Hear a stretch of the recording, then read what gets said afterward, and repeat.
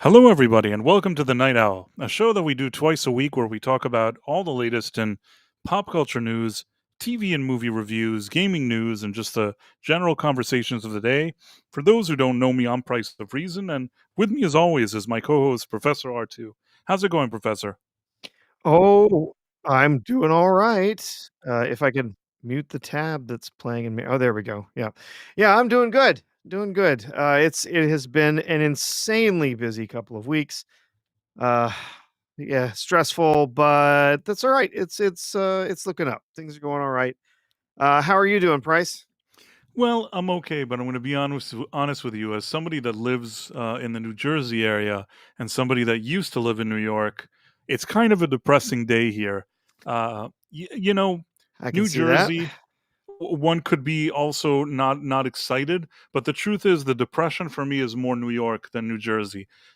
New Jersey, if nothing else, at least these were two career politicians or whatever you want to call them, or I don't know if career politicians, but two politicians that ran here.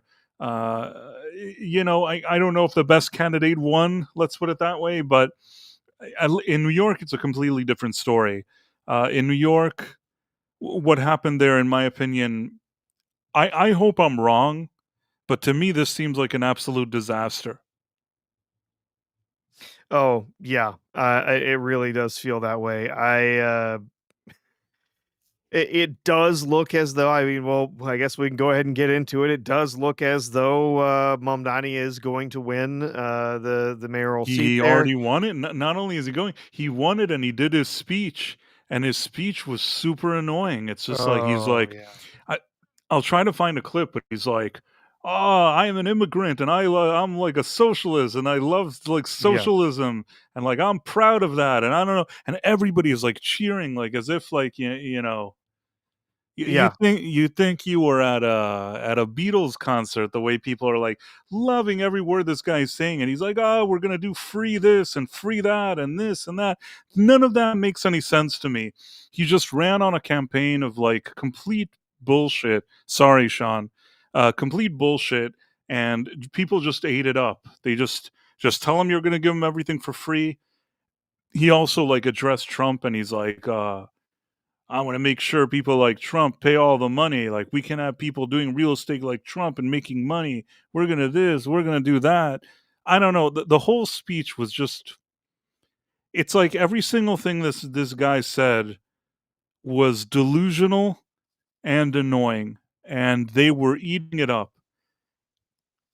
Oh, yeah. The people who are his supporters think that all of this that they are suddenly going to be able to completely change the way that government works in the entire United States because this is New York City. Uh, Not recognizing that the mayor only has pretty limited powers in what they can do. They have pretty limited purse strings to be able to, be able to buy this and that and whatever. They have pretty limited ability to change laws. Those are made by the state. Yes, I absolutely, there are things that are going to happen. He is Muslim. He is going to come into office and he is going to do what most Muslims do when they come into office. He is going to find ways to appoint and promote as many Muslims as possible into positions of power so that they can support him. And then, all of the different offices in the city, they start falling to the, corruption and everything, the collusion happening in all of these different areas. And then they'll start setting up, I'm at least this is what I see happening. They're going to start setting up no go zones where we're not going to go in here. Police are not allowed in there. Whatever. We're going to set up basically these little little communities that are now no longer going to be policed by the police department, and then they'll start gutting the police department. And what you will end up with is a New York that is crime ridden, that is an absolute nightmare for anyone to try and visit. It's a nightmare for people to try and live there. It will be horrifying. And yeah, all I can say is I feel sorry for New York.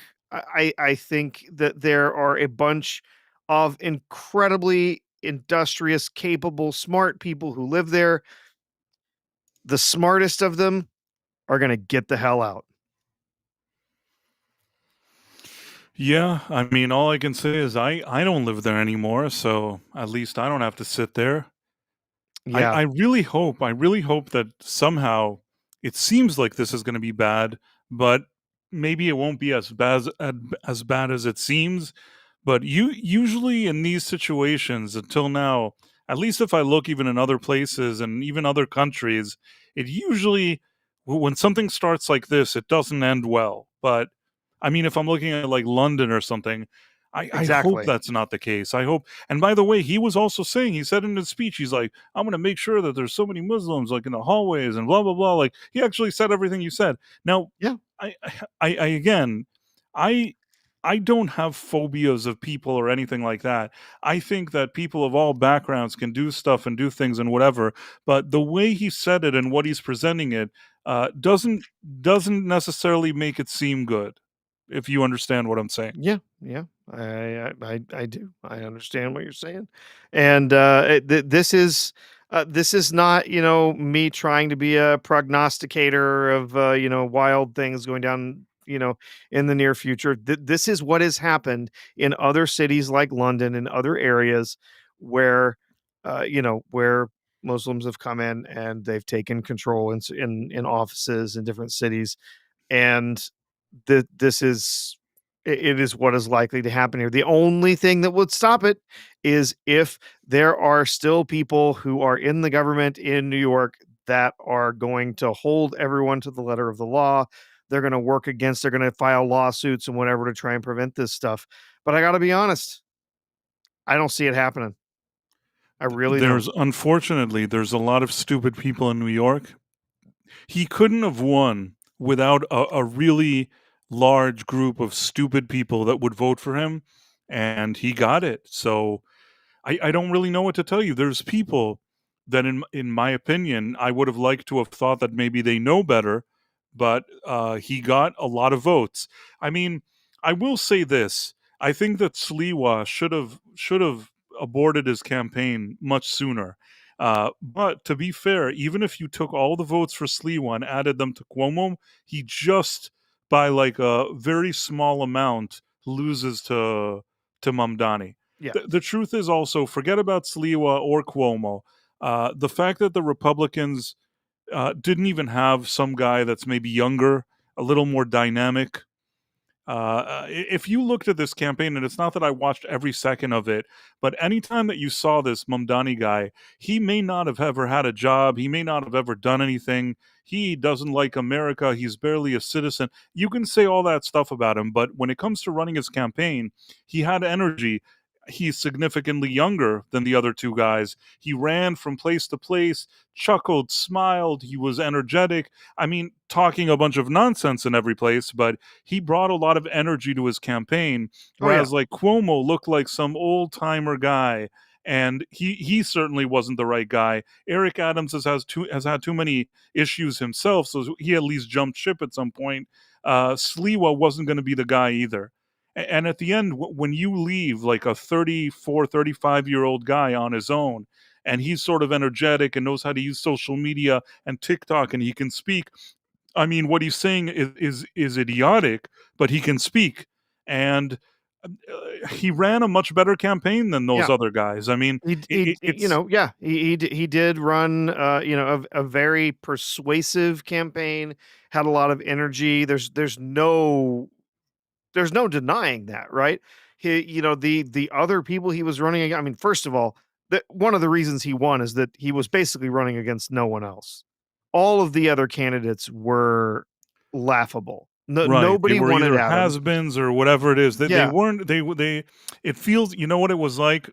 You know how in Rocky 3 when Rocky at the beginning he's like winning in all these matches, and then it turns out from Mickey that Mickey kind of you know put fighters that they weren't at their top of their prime, so it looks like he keeps winning. yeah. Basically, Mickey put him with a bunch of has-beens, so it'll look like Rocky is winning, because at this point, like, Rocky was already not where he needed to be, and Mickey knew it, so he kind of just fudged it. And that's like Mamdani was able to go up against these kind of people that are like twice his age, have had scandals. Like Eric Adams, they said he has these scandals. Cuomo had to, like, step down from being governor with all these ladies and whatever. I mean, I'll tell you this, regardless if you like Cuomo or not, I think the whole thing that they pinned on him with those ladies was really, I think I think that was overboard. I don't really know what he did. He just seems like an old Italian dude that probably liked to hug his assistants here and there. It probably wasn't as big as they tried to make it, but at the same time, maybe he's already of a different generation. You know what I mean? You needed somebody new, and somebody, like, fresh, and then somebody more energetic. And whoever, it's not even just this Mamdani by himself. I mean, obviously it's all these kind of people that are backing him and whatever, but they decided to go kind of this Obama route, like to have like a young, well-spoken guy that, seems energetic when he talks. He can't do much of anything else, but he can do Yeah. that. Yeah, Even that is exactly what they were trying to do here. yeah. That is exactly what they think they have. They think that they have elected the next Obama. They think he is going to go from here to becoming president. I genuinely think that they think He he's can't gonna though. He run can't. He for. wasn't born No, in he the United can't. He States. can't. But they think that they can find some way to get around whatever, or he's gonna be the next governor, or he's gonna be the next this or that or whatever. No, he isn't. I am convinced. I truly believe by the time his tenure is finished, his name will be cursed. No one will ever want to admit that they voted for this man. He is going to destroy one of the most amazing cities in the United States.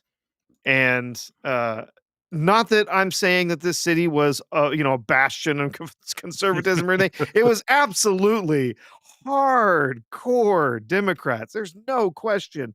And it has been for a very long time. It's had a few Republican mayors here and there, but for the most part it's very much a Democratic stronghold. It is not surprising that Democrats would turn out and would vote for him. A lot of the younger Democrats are very active in believing that socialism is now going to be the where they can go next, that's going to be the thing that's going to somehow fix America or something. It's not. It's a disaster, and they're going to see that firsthand very soon.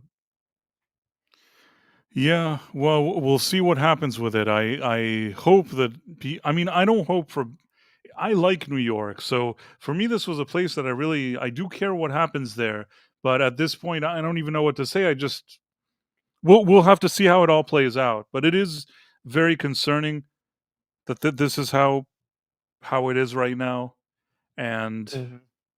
kind of depressing. Yeah, I'll tell you the truth, I don't even live in New York, but when I saw that he was winning, I thought to myself, I wish I still live in New York and that I ran against him. I know how odd that sounds because I don't think an orange puppet could beat this guy, but I just said to myself, you know what I said to myself? I said, Cuomo and Sliwa and Adams and all these people are so wrong for this race that even I could do a better job. Now, I'm not saying that I would do a good job. I'm just saying that I think I could have done a better job than them.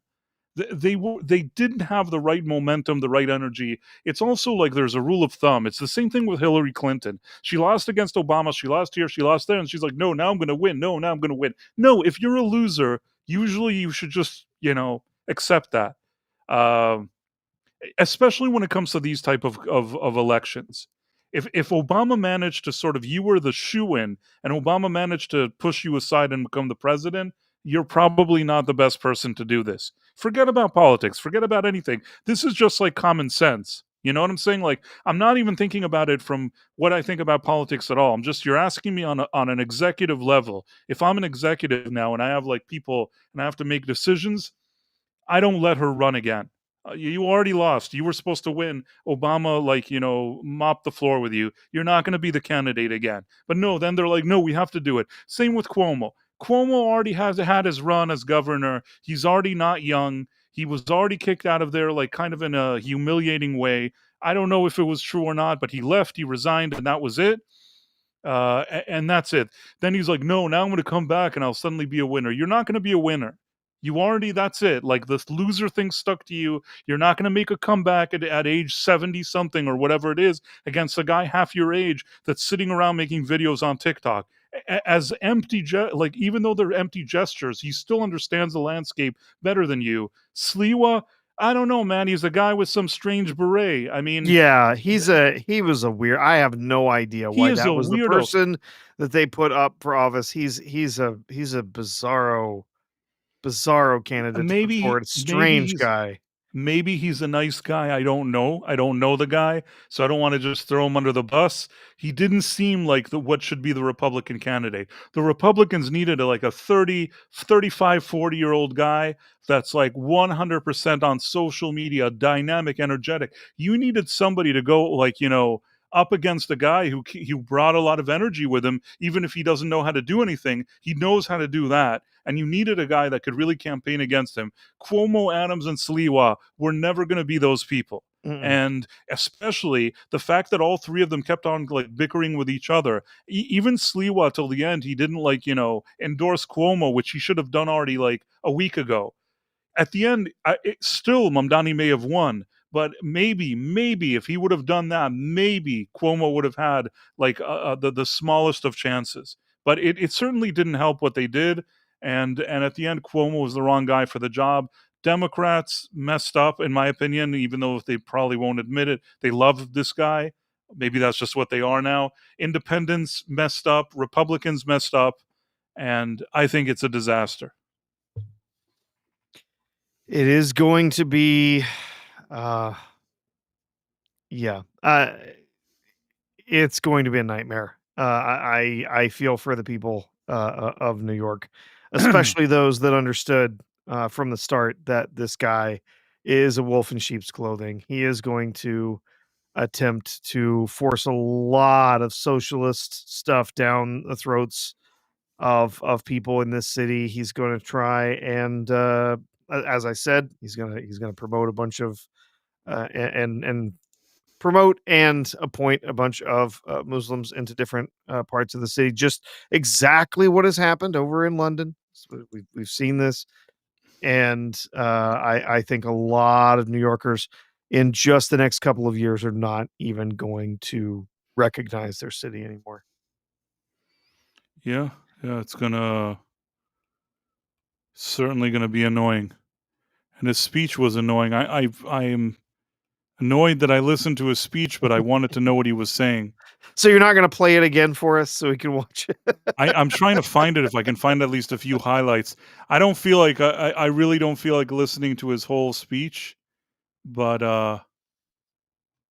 where can I find like a little snippet? Let's see, is this it? Here. This is just a little snippet. I don't know if I can share it. Trust me, you'll suffer if I play the whole thing. Let me just bring I you know a I few. will. I saw a bit of it. Okay, hold on. Presentation, share, only the best technology. So this is just a little taste of his speech. After all, the conventional wisdom would tell you that I am far from the perfect candidate. I am young, despite my best efforts to grow older. I am Muslim. I am a democratic socialist. And most damning of all, I refuse to apologize for any of this. So that was one. There was another stupid thing. I don't know if I can find it.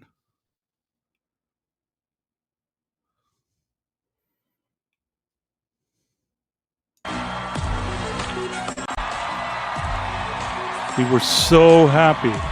This reminded me of the whole Barack Obama thing, but somehow this is worse. Let's put it this way. I'm no fan of Obama, okay? But Obama at least went to school, had some degrees. He was a lawyer. He was something. I don't even know. Has this guy even ever worked anywhere? No, he's a failed This rapper. he failed like me. He's a failed rapper.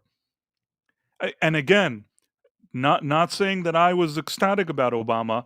I think he was a good speaker, Obama, and that kind of reminds me of this guy. Actually, is not bad when he gives a speech. I think Obama was better than him, but I'm saying he had that kind of way of carrying himself, of talking and all this kind of stuff.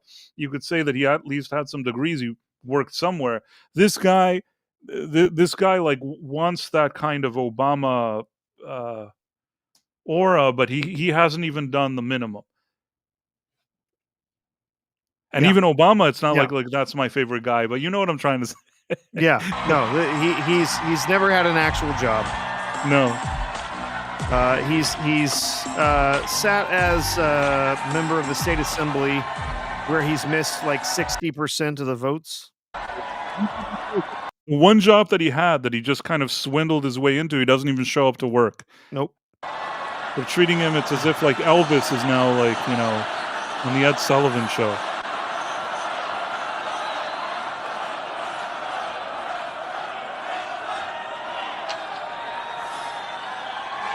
Thank you, my friends. That murky smile. The sun may have set over our city this evening, but as Eugene Debs once said, I can see the dawn of a better day for humanity. For as long as we can remember, the working people of New York have been told by the wealthy and the well-connected that power does not belong in their hands. Fingers bruised from lifting boxes on the warehouse floor, palms calloused from delivery bike handlebars. His mom is like a Hollywood producer. What's Not in the yours, beginning? dude. You've never done a day. These are You've never done a day of work. You never Dude. lifted a box. You've And yet, never over the done last anything. 12 He's never even months, seen a box. you have dared to reach for something greater. Like Mr. Working Man. He's the working man. Yeah. Tonight, And Yidis Against mentions, all in odds, evoking Debs. we have Yeah, grasped please. the future is in our hands. My friends, we have toppled a political dynasty.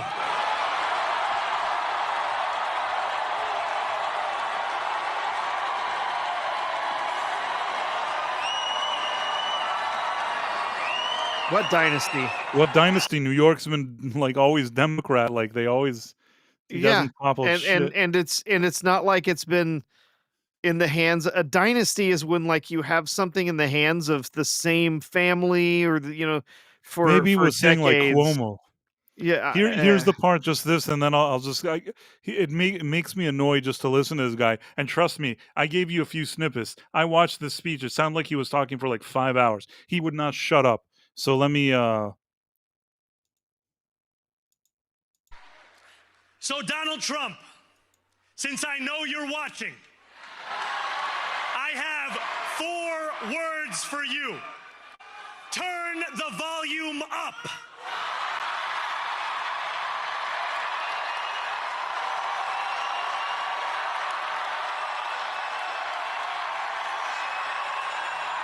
If he thinks Trump was watching this, he's crazy. Trump's not watching his acceptance speech. We will hold bad landlords to account because the Donald Trumps of our city have grown far too comfortable taking advantage of their tenants. Yeah. So whatever I just played for you, multiply that by like 50.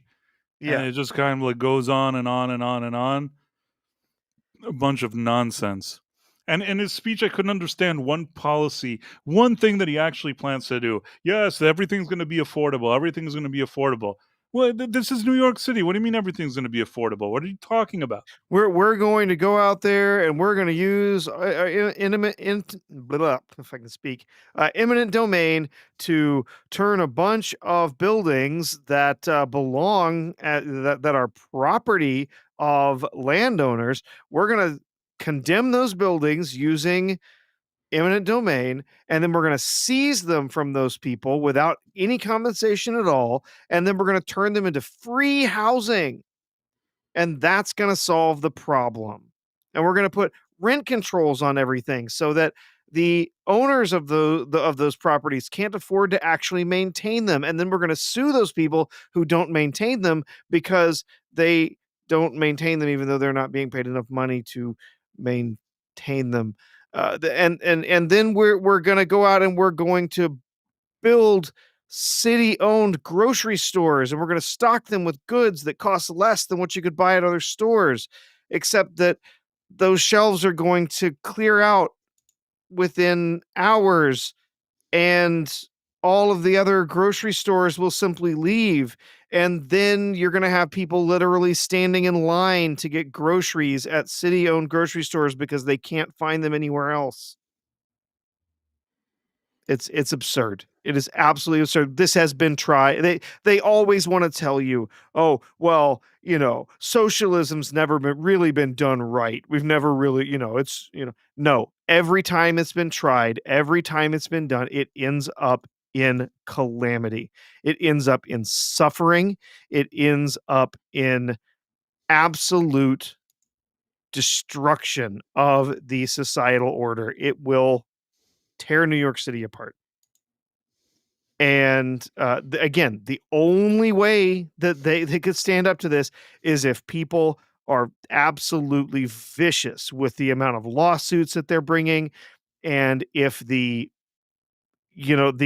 justice system and the, various different organizations in New York, including the state, are actually going to fight back against his ridiculous uh, socialist stuff that he's going to try to put in place. That's the only thing that can prevent it. So, yeah, Yeah, well, it's going to be an absolute mess. Yeah, and I live in New yeah, Jersey, and well, I don't know. New Jersey rarely, I guess, for a long time, they usually vote blue. I live in a place yes, that, like, no matter what happens, like, I could sit here and look at the ceiling, or I could. It doesn't matter what I do. Like, it yeah, it always seems like they're all going to be blue for some reason. But even though the lady that ran here for governor or whatever it was, I mean, she doesn't seem like anything special to me. But yeah, I still don't get like the Mamdani vibe. If you understand what I'm saying. yeah, yeah, She's a candidate. Somebody elected her, but in the Mamdani case, it feels like something different. yeah. Mamdani feels very different. Again, it's because he's an avowed socialist and a Muslim, and he is going to break a lot of conventions, do a lot of stuff that your typical Democrat, I I typical I still want to Republican highlight would something. do. When and I agree with you about what you're saying, but I'm also saying, like, he's not a Muslim like Muhammad Ali or Kareem Abdul-Jabbar. If you understand what I'm saying. I know what you're saying. Yeah, He seems to be one that comes like from with this kind of anti like things he said in the past before he thought he was going to run for mayor, kind of like an anti-US type of vibe. hmm So I just want to highlight that, yeah. I I'll be serious. Absolutely honest. I would not be surprised if he and Trump come to not physically to blows, but politically to blows over immigration and enforcement in the city of New York. And if Mamdani ends up as the first official government official that Trump has arrested and put behind bars for interfering with federal operations, because I think he is absolutely serious about you trying to use the power of the city of New York City to stand in the way of federal law enforcement. And I don't think he understands that a mayor doesn't get to do that. But he's gonna try it anyway. And yeah. Yeah, I mean, he only got his citizenship in recent years. He hasn't even been a citizen a long time. Uh, it's just kind of a strange situation. I know that technically the rules allow for this, so there's nothing for me to say about it. But a guy who's I don't know if it's fair for me to say is barely a citizen, but a guy who's barely a citizen or hasn't been a citizen for a terribly long time, in addition to the fact that he's never worked a job in his life, forget about what of you even his political ideologies are. Forget about that he has parents that hate the U.S. and then the West and things like that. Seemingly, forget about all of that. That he, even if you just told me the guy never worked anywhere, he doesn't do anything, and he's just been a citizen for a few years, and he's 34. None of this sounds good to me.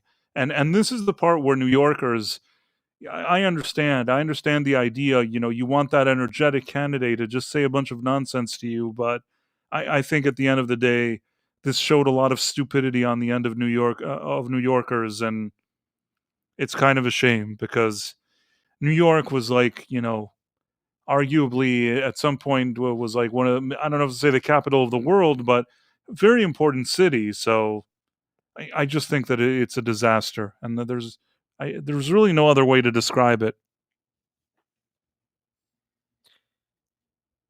Yeah. I yeah. I wouldn't really know how else to describe it either. It's yeah. Yeah, we do Well, have there was Mikey Sherrill, who was the Democrat, yeah, that's who what I was told you. There running was Jack in Chitterelli and Mikey Sherrill, yeah. Mikey Sherrill, or whatever. I mean, There the were a only few different controversies with Mikey Sherrill, specifically having to do with, I believe, some nepotism and getting her uh, kid or kids into the Naval Academy. There were a few other things there that had to do with making money off being uh,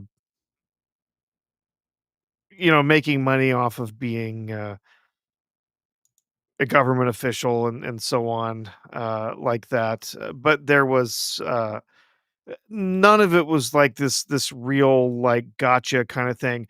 However, they did have the in Virginia, they had the candidate for the gubernatorial election there, Abigail Spanberger. It looks like Spanberger probably going to win handily over yeah, no, Vincent it's a Spears. Democratic sweep or whatever you want to Well, call it. yeah, again, yeah, people say, "Oh, it's a sweep, it's a sweep." These were all Democratic That strongholds. is true. I'll give Every you one of that. them. They were Every one Democratic of them. strongholds. They were all Democratic Virginia, Democratic stronghold. New Jersey, Democratic stronghold. New York City, Democratic stronghold. The chances of Republicans getting elected there are very slim. And this is, in a lot of ways, it is a reaction to Trump's election and his very forceful entry into this new into his new role this the second time around, kind of coming in with a sort of take no prisoners attitude. Like, we're just coming in, we're just going to get stuff done. And it has pissed a lot of people off without question. It has made a lot of people on the left absolutely apoplectic. I mean, they've lost their minds. They're now, openly saying that no, it's totally okay if we assassinate our political enemies. Like, that's totally okay. That's how we get things done. Like, they're okay with that. They're voted the for the AG in Virginia. It looks like probably is going to win there. Who had texts that were exposed, saying that he fantasized about killing his political opponents and watching them, hold their children while they died. Like, absolutely psychotic things. And the Democrats are just cool with that. They're like, nah, it's okay. He can fascinate about killing, his political rivals' children. That's totally okay. So it's the stuff over on the left, the Democrats, a lot of it has just gone completely off the rails. Wild. The dead man says, I'm confused. Was Trump on the ballot this year? Trump had some weird comment that he's like, oh, like they didn't win because Trump wasn't on the ballot. Something like that. I don't know. I don't know what Trump was talking about. I don't know if it would have made any difference if he was on a ballot or not. Like you said, Professor, these places are very much Democratic strongholds. I had hoped that at least in the case of New York City, maybe somebody would have done something differently. As far as New Jersey goes, I don't know much of it. Yeah, I heard some things about that lady. She didn't, honestly, when I saw her talking and saw things with her, she didn't impress me much. But at the same time, I still don't think she's no Mamdani still. No, no, not at all. The No. guy that didn't get elected, Jack Chitterelli, seemed like more. He seemed like the kind of guy that should probably be the governor. I don't really know how to explain why. He may be a jerk too. I have no idea. But he seemed like the kind of guy that would probably be like the way he carried himself seems more like the kind of guy, especially in New Jersey, that seems like who would be the governor. But I guess things are different now. Things are there's a lot of people from a lot of places, and I guess in these parts things are still kind of, I don't know if to call them woke or whatever you want to call it, but I guess people have a different mentality here.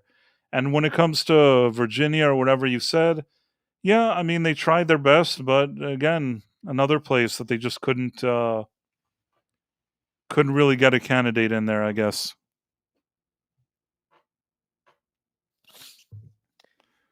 Yep. And we also had the Prop 50 happen over in California. I So just that want was to address something yeah. here. Putin's cat is saying something. I didn't see anybody talking about September 11th or posting photos of September 11th. I will say this though, that it kind of bothered me that this Mamdani guy had pictures that he's like hanging out and all buddy buddy with these kind of people that were one like sort of a co-conspirator in the first World Trade Center bombing, and everybody was cool with that. Not to mention that he also, his takeaway from 9/11 was that he thought that people weren't nice to his aunt, who didn't even end up being his aunt. Anyhow, Hmm. I mean, I guess what I'm saying is he himself used that whole 9/11 for like to score points, and at the same time he went and like was buddy buddy with people. Yes, wasn't the September 11th one; it was the previous one, but I don't think he should be sitting around and like taking pictures and selfies with people that were considered like, I don't know the details of that co-conspirator. They didn't bring him up on charges, but he was considered a co-conspirator of sorts. Yeah. Why would Mamdani feel that he has to take a picture with him? And the fact that Because he's a leader in the Muslim community, right, but I'm saying like and he and why, agrees with what he has to say. I guess so, but the fact that New Yorkers saw this and were just like, yeah, it's great, it's great. I No, mean, no, this is yeah. this is a level of stupidity that's hard to ignore. That's all I'm saying. That's again my opinion. Nothing's going to change it. I mean, we can get frustrated as much as we want, but it's not really going to change anything, I guess. Mm. Yeah. Some disagreement over some stuff that happened with Obama dealing with some of the native populations. Let's just keep it civil in the chat, guys. Okay, Yeah, I don't know why just keep people it are civil. arguing in the chat. Somebody is saying, "Oh, Mamdani was almost 2 in 1993, and he was 9 in 2001." I don't really know. Yeah, Of that sounds right to me. It's what I've heard. Right, but Previously. nobody's Yeah. asking him to go and take pictures with people who think that 9/11 is great, and in some capacity, co-conspirators in the original bombing, you don't have to go take those pictures and hang out with these people. This isn't just some guy that, I said it before. It's not a situation that, somebody who happens to be Muslim, but yeah, he's just a regular dude doing whatever regular dudes do, and he happened to run for an office. This guy had never done anything. His entire identity, the way he was raised, his parents, his whole history of what he's done before he even announced that he was running for any kind of office is that he is very kind of anti-West, anti-US, communist, all that stuff. How that's great for New York, I don't know. And certainly disrespectful to take pictures with that guy, which he absolutely did. Mm-hmm. Yeah. Yeah, he did. Absolutely. But yeah, if people were stupid and wanted to vote for him, then they did what he did. I'm sorry, Marla. What can I do? I mean, listen, It's they are election day. It's kind of hard not to talk about they that. are Yeah. boring, and serious stuff did happen. It's sometimes we have our usual thing where, like, Trump says a few things and we just kind of meander around and get to all the different topics, but in this case it's a little more serious. Yeah. So, as we were saying, also out in California, Proposition 50 passed handily out there, Yeah, it's which another is you want disappointing. to share something. I feel incredibly sad for the people of California. Now they basically have had their voices. Anyone who is not a Democrat has had their voices taken away uh, because they're going to now politically, rather than using the panel that was passed several years ago to actually divide up and choose how this is done, this sort of non-political panel. Instead, they are going to have political appointees that are going to do all of the congressional maps, and they're going to draw them essentially so that they can eliminate every red seat from the state. So that it's going to be a real disaster. We essentially have a state that has right now pretty pathetic representation for the members, the not members, the electorate in the state that is, Republican, right leaning. The actual representation is minuscule compared to the actual population, but now it's going to be even worse. So I do have. Let's see if I can share. So Couldn't they stop this from happening, or why do the Californians always also vote stupid things? yeah. Well, Prop 50. So Tex Rogers say Prop 50 was in retaliation for Texas redistricting. That's what they claim. But I call bullshit. Sorry, Sean. The what happened in Texas actually happened according to their laws and the ways that they do things there. They're allowed to do that. And there's also a bunch of other areas they're allowed to do that too. Here, they are literally going around the will of the people that had been passed before in order to do this. And so now, California passed Prop 50, and so now the Democrats in the legislature will be able to redraw the state's congressional lines. The measure is intended to make several Republican-held congressional districts in California more favorable for Democrats in 2026. So they claim, says it was not just a victory tonight for the Democratic Party. It was a victory for the United States of America. No, it wasn't. For the people of this country. No, it wasn't. The principles of our founding fathers. Absolutely not. Newsom said in a press conference after the measure passed, what we're supposed to have is a representative democracy. We're supposed to have a way that, yes, we do not directly vote for each little bill, each little thing. But and so they we elect representatives, but the idea is that those representatives should also be proportional to the actual electorate itself. And so what they're doing here is they're going to redistrict so that large blue areas with heavy Democratic voters are now going to be laid out over areas that would have Republican red leaning, right leaning voters, so that they can then outvote those people and eliminate any conservative seats in the state. It's blatant, it's absurd, and yes, I understand you're saying yeah the what was doing in Texas pissed them off. They were going to do it anyway. They were going to do this anyway. It has nothing to do with Texas. This was going to happen no matter what, because they want to try and find a way to manipulate and take back the House.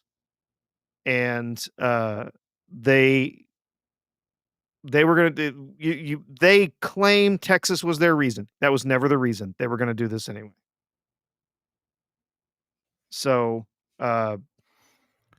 Do you think now it means that they're gonna, in the midterms, they're gonna be able to take over the House? I mean, it's entirely possible, but I don't know. The truth is, there's also been redistricting efforts in other states. Some of those have been legitimate, others less so, like Prop 50. But there have been redistricting efforts. There will continue to be redistricting efforts in other areas. Again, some states, according to their rules, are allowed to redistrict anytime they want. They basically they can say, okay, well, this has changed, that's changed, whatever. We can redistrict. Others have rules about how often and when they're allowed to redistrict. So it really just depends on the state, right? Are there So no Republicans in Los Angeles, like in California? They're there's a all. ton of Republicans in California, but what they're going to do is essentially Where what were they? What? they probably did. They're just heavily outnumbered, and there's also, I mean, it's California, they cheat. So I'm not in these heavily urban areas. They cheat. They do it all the time. And there's nobody there to stop them, because it's literally the inmates running the asylum. They have Democratic votes that come in. They have Democrats that are doing all of the monitoring, the polls. They have Democrats that are doing all the counting. They have Democrats that do all the certification.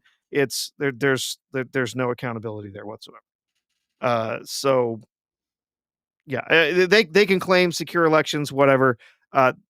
California is a mess. Yeah, they cheat nonstop in California. I see. Oh well, I guess it was Yeah. kind of, like you said, California, New York, New Jersey, even Virginia.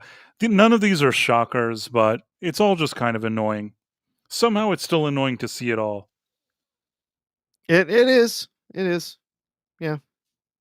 So if you look at the actual the reasons that people said that they were going to vote for this, specifically they said only 17% of the vote or so in the exit polling showed that people actually thought that this was the correct way to the correct legal way to redistrict.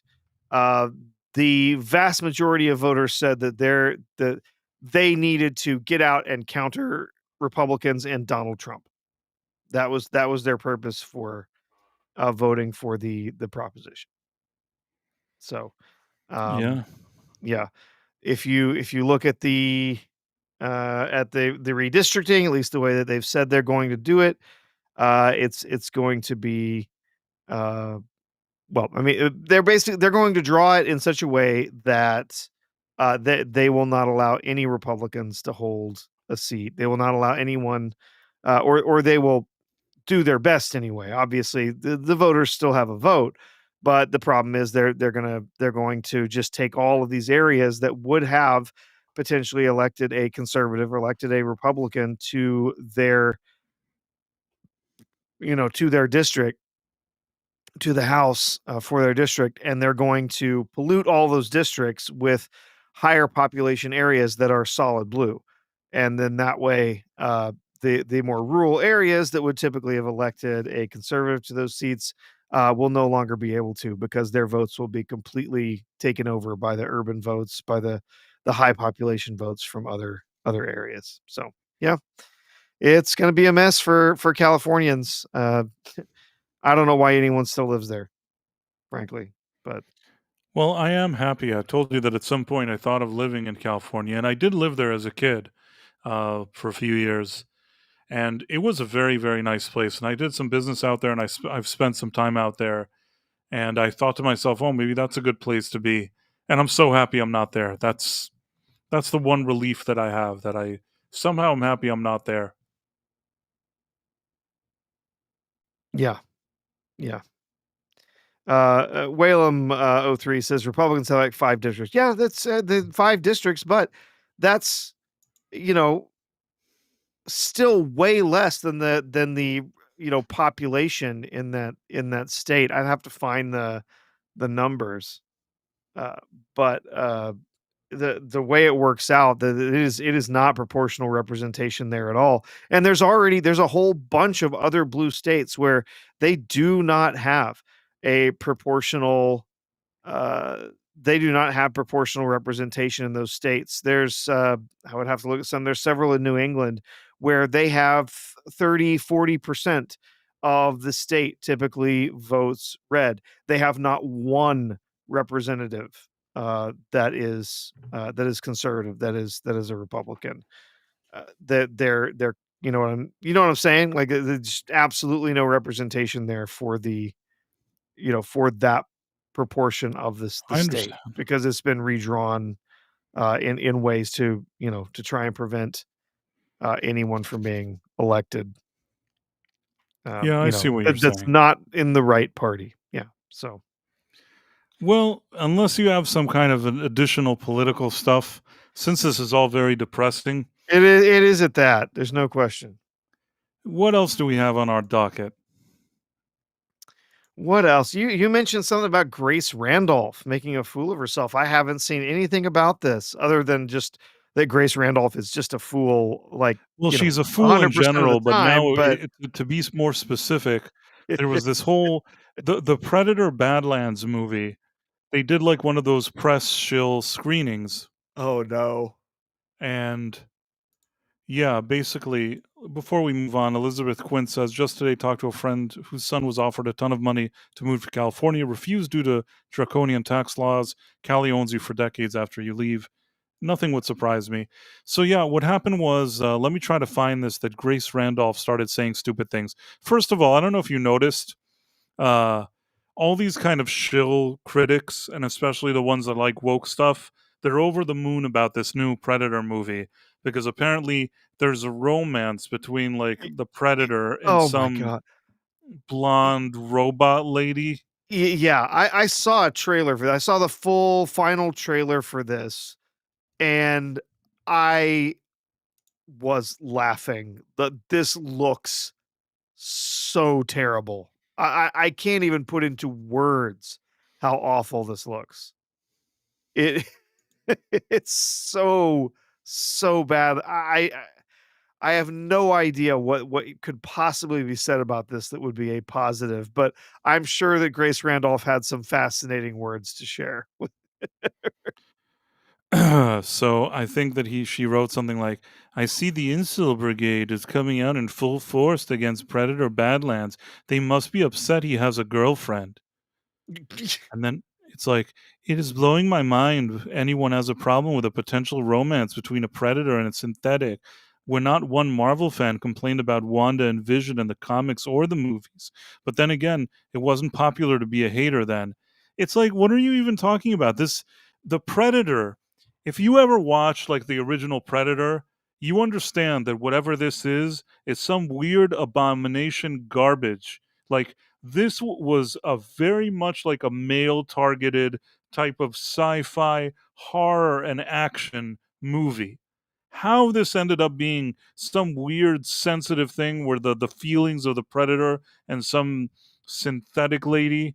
This is absolute nonsense. And to try to compare this to Wanda and Vision, that's like apples and oranges. It has nothing to do with what one with the other. Yeah, this is literally a human style android who's been cut in half, and a e essentially a pubescent predator. He's not a full-grown, like, adult predator, right? That's what I'm getting from the trailers. Like, that And this is I it's actually like like a some of the comments here. teenager. Yeah. Steph said yes because that's why people go see a Predator movie, for the romance. Valiant Regan 28 said, "You seriously believe those two examples are the same thing?" Diabolical Souls Gooch said, "The Predators don't have emotions. They're killer primal creatures, all about the hunt. They aren't swiping right or looking for girlfriends." And Demion says, "Predator movie romance. Yeah, I'll just wait for it to hit Disney Plus. Thanks." Yeah, I mean, it's just so annoying. I already knew that when they did Prey, they basically would learn all the wrong lessons from it. Prey was a watchable movie, but that whole part where some little girl is like more powerful than the predator in the forest was really stupid. And they barely got away with that movie that it was mildly watchable. But instead of like looking at that and thinking, okay, why don't we do like a decent movie, but we leave that whole idea of the little girl killing the predator. Let's try to make this more kind of manly in action. And they learned the exact opposite. Now it's like a romance.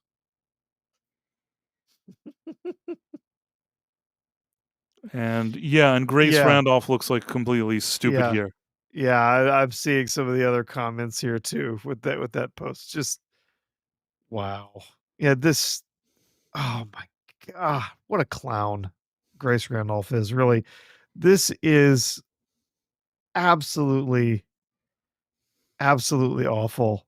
Uh, like I said, just watching the trailer, I could not do anything but laugh. It looked so bad.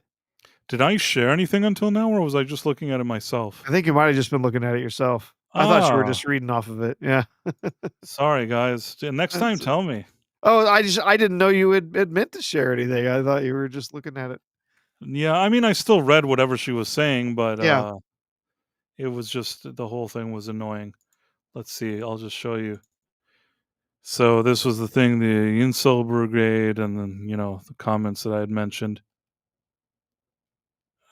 There were a lot of comments. People Yeah, it's really. always the incel brigade, right? It's always the incels. It can never be like educated people with an understanding of how stories and plot and characters are written, or perhaps people who uh, love and have watched a franchise for decades and can tell you exactly what they're looking for in a Predator movie, and that it's not uh, half an android and a pubescent alien fighting or getting it on or whatever. Like It's so weird that Grace Randolph is like a thing. I look at her oh yeah, videos and it baffles me. it baffles me. It blows my mind. Her videos are like meaningless. The stuff she says is like empty and irrelevant. It's just so strange that she's like a thing. I don't want to sound bitter or anything. You know what I'm saying? It's not like it's fine. I understand. It's not that I'm not bitter because she has a lot of people watching her videos. There's a lot of people that are big creators. It's just like I think that her specific videos always just seem really dumb to me, and I don't know what the appeal is. I don't know how does she have close to like 1 million subscribers? It's like she just doesn't seem like the type of person that would have 1 million subscribers based on merit. If you understand what I'm saying. Yeah, yeah, I know what you mean. Yeah, it's I do not get it. Uh Yeah, Uh, I Aw- will never understand why awesome someone like her says, has such a awesome one following. says, women are incels too. Well, she seems like one. Mhm. I'm just kidding. I don't really know her on it, but I'm just saying that if I had to guess, then I would call her that. But what do I know? In any case, really, really annoying. And let's see what the Rotten Tomatoes score is for this Predators Badlands. The reviews are in. Let's see where is it? Predator Badlands. Are you ready? 89%. I think it started off like a 97. I guess it dropped to 89. But 89% is still very strong for a movie, which sounds ridiculous. Yeah. No, this number will not hold up. These are all early access shills, like the Grace Randolphs of the world, like the Chris Stuckmans. These no, this number will not hold.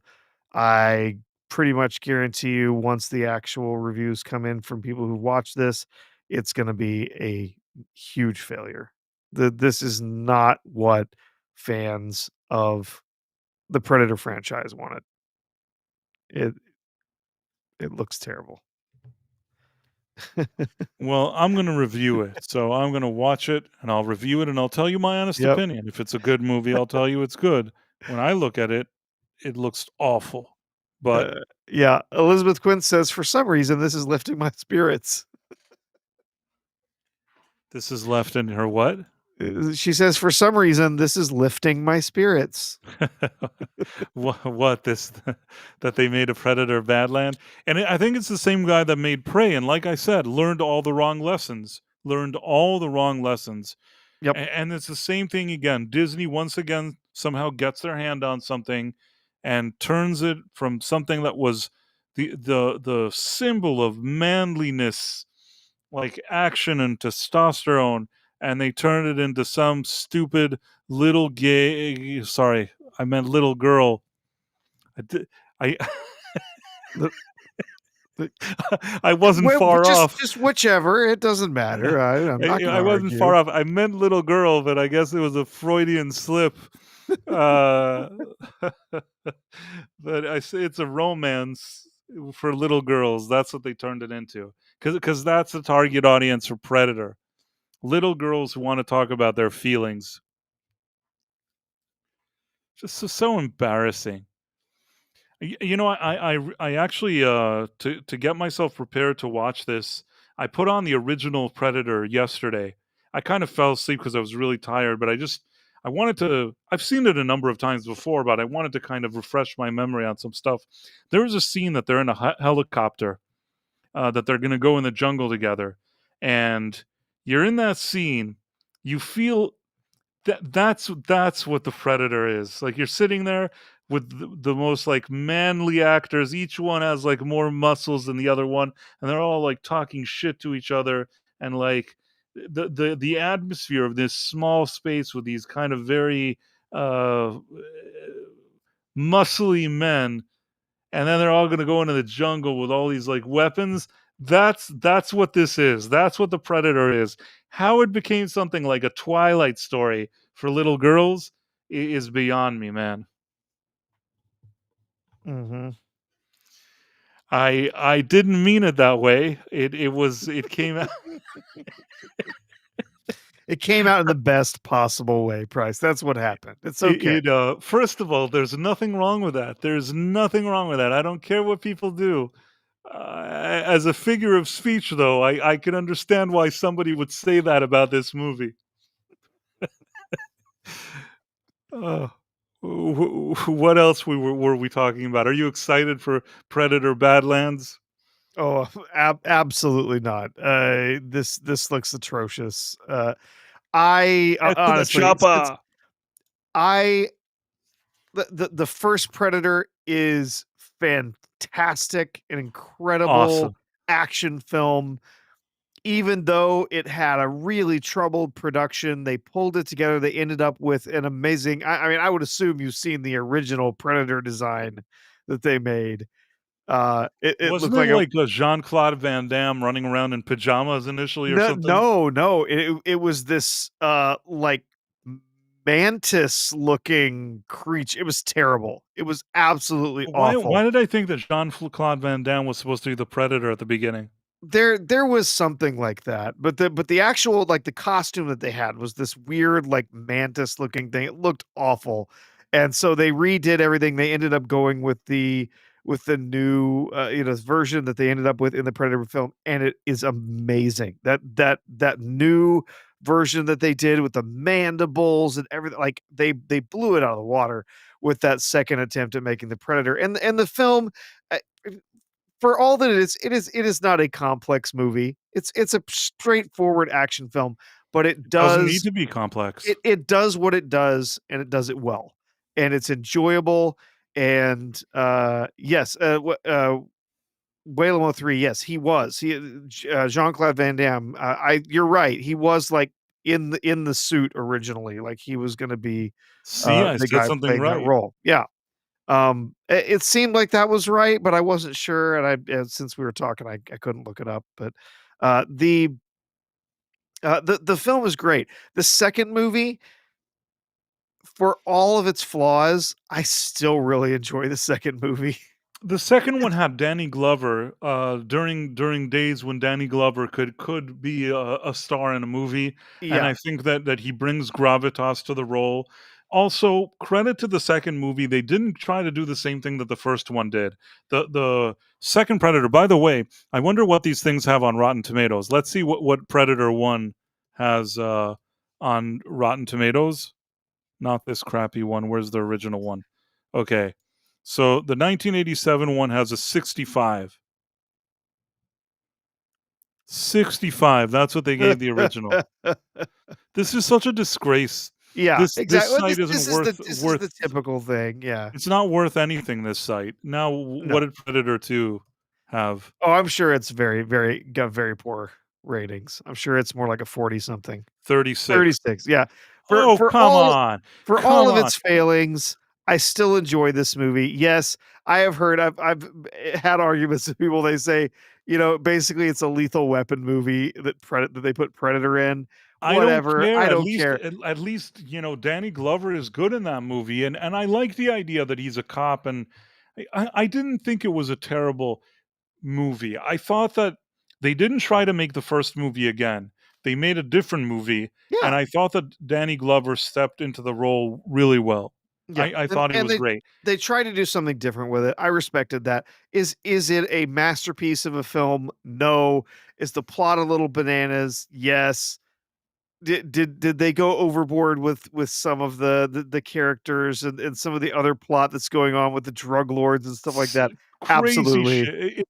But It's over the top. The movie is over the top, okay? But you know it is what? very much over the top, It's yes. over the top in a way that, like, you still kind of enjoy it and you don't know why. I don't call it a guilty pleasure, call it whatever you want, but between Danny Glover, who I think was, like, a decent enough actor to step in as, like, the main guy, and, enough things about the movie that are different from the first and work, it's still an enjoyable movie. I would argue that Predator 2 is really the last Predator movie that feels And like a legitimate Predator movie. Everything that yes. came after Yeah. that seemed like there was something like an asterisk next to it, like, I don't really believe it. Yeah, and and that's basically what I was going to say. The the first film is an absolute classic. The second one, very enjoyable, but despite all of its flaws, I still think it's a fun movie. After that, Predators, Predator, the Aliens versus Predator films, that they're just all bad. They're They're all bad. I all will bad. say this though, if you made me choose, I think that Predators is better than The Predator. It I'm is. not It is. it may not be saying much, but Predators, I was able to watch and just say like, "Okay, this is kind of a forgettable movie." Yeah, Whereas yeah. I It believe it that The Predator, I was kind of scratching my head thinking, "This is kind of stupid." Yeah, it is. It really is pretty dumb. Predators is all right. It definitely has some issues. Plot in a lot of places does not work, but it's got some solid performances in it. And overall, I think I came out of it. I wasn't just like rolling my eyes, at how pathetic it It's was. just kind of forgettable. I mean, at least I'll Yes, give Rotten exactly. Tomatoes one thing: The Predator deserves a 34, and it really, in this case, it's like united. The audience and the I critics all say that this is a crappy movie, I and it don't is. The think I Predator is a finished that. crappy movie. I don't think I finished The Predator. I finished it, but I can barely remember it. I remember it being really, really stupid. I remember there was a boy with autism or something, and the predator spoke to him. I don't even know, man. I kind of blocked it out of my mind the second I finished it, but it was really, really bad. Then That you add Prey. Let's see Yeah, yeah. Prey. They probably gave it 100 because there's a little girl in Oh, it. I'm sure, yeah. Oh, 94. yeah. I knew it. I knew it. It has to be 94 because it's a little girl, so it has to be. She's a little girl. And sorry, again, I want to say, I don't care if there's diversity or not, but in this case, I'm sure they gave it the grade because it's a diverse little girl. This is like the type of check marks that immediately they roll out like the Godfather level score. With Oh, all yeah. due respect, Prey is not better than the first Predator. Prey is No, it not is better not. than the second Predator. No. Prey, I can somehow put it toe to toe with maybe Predators. Yeah.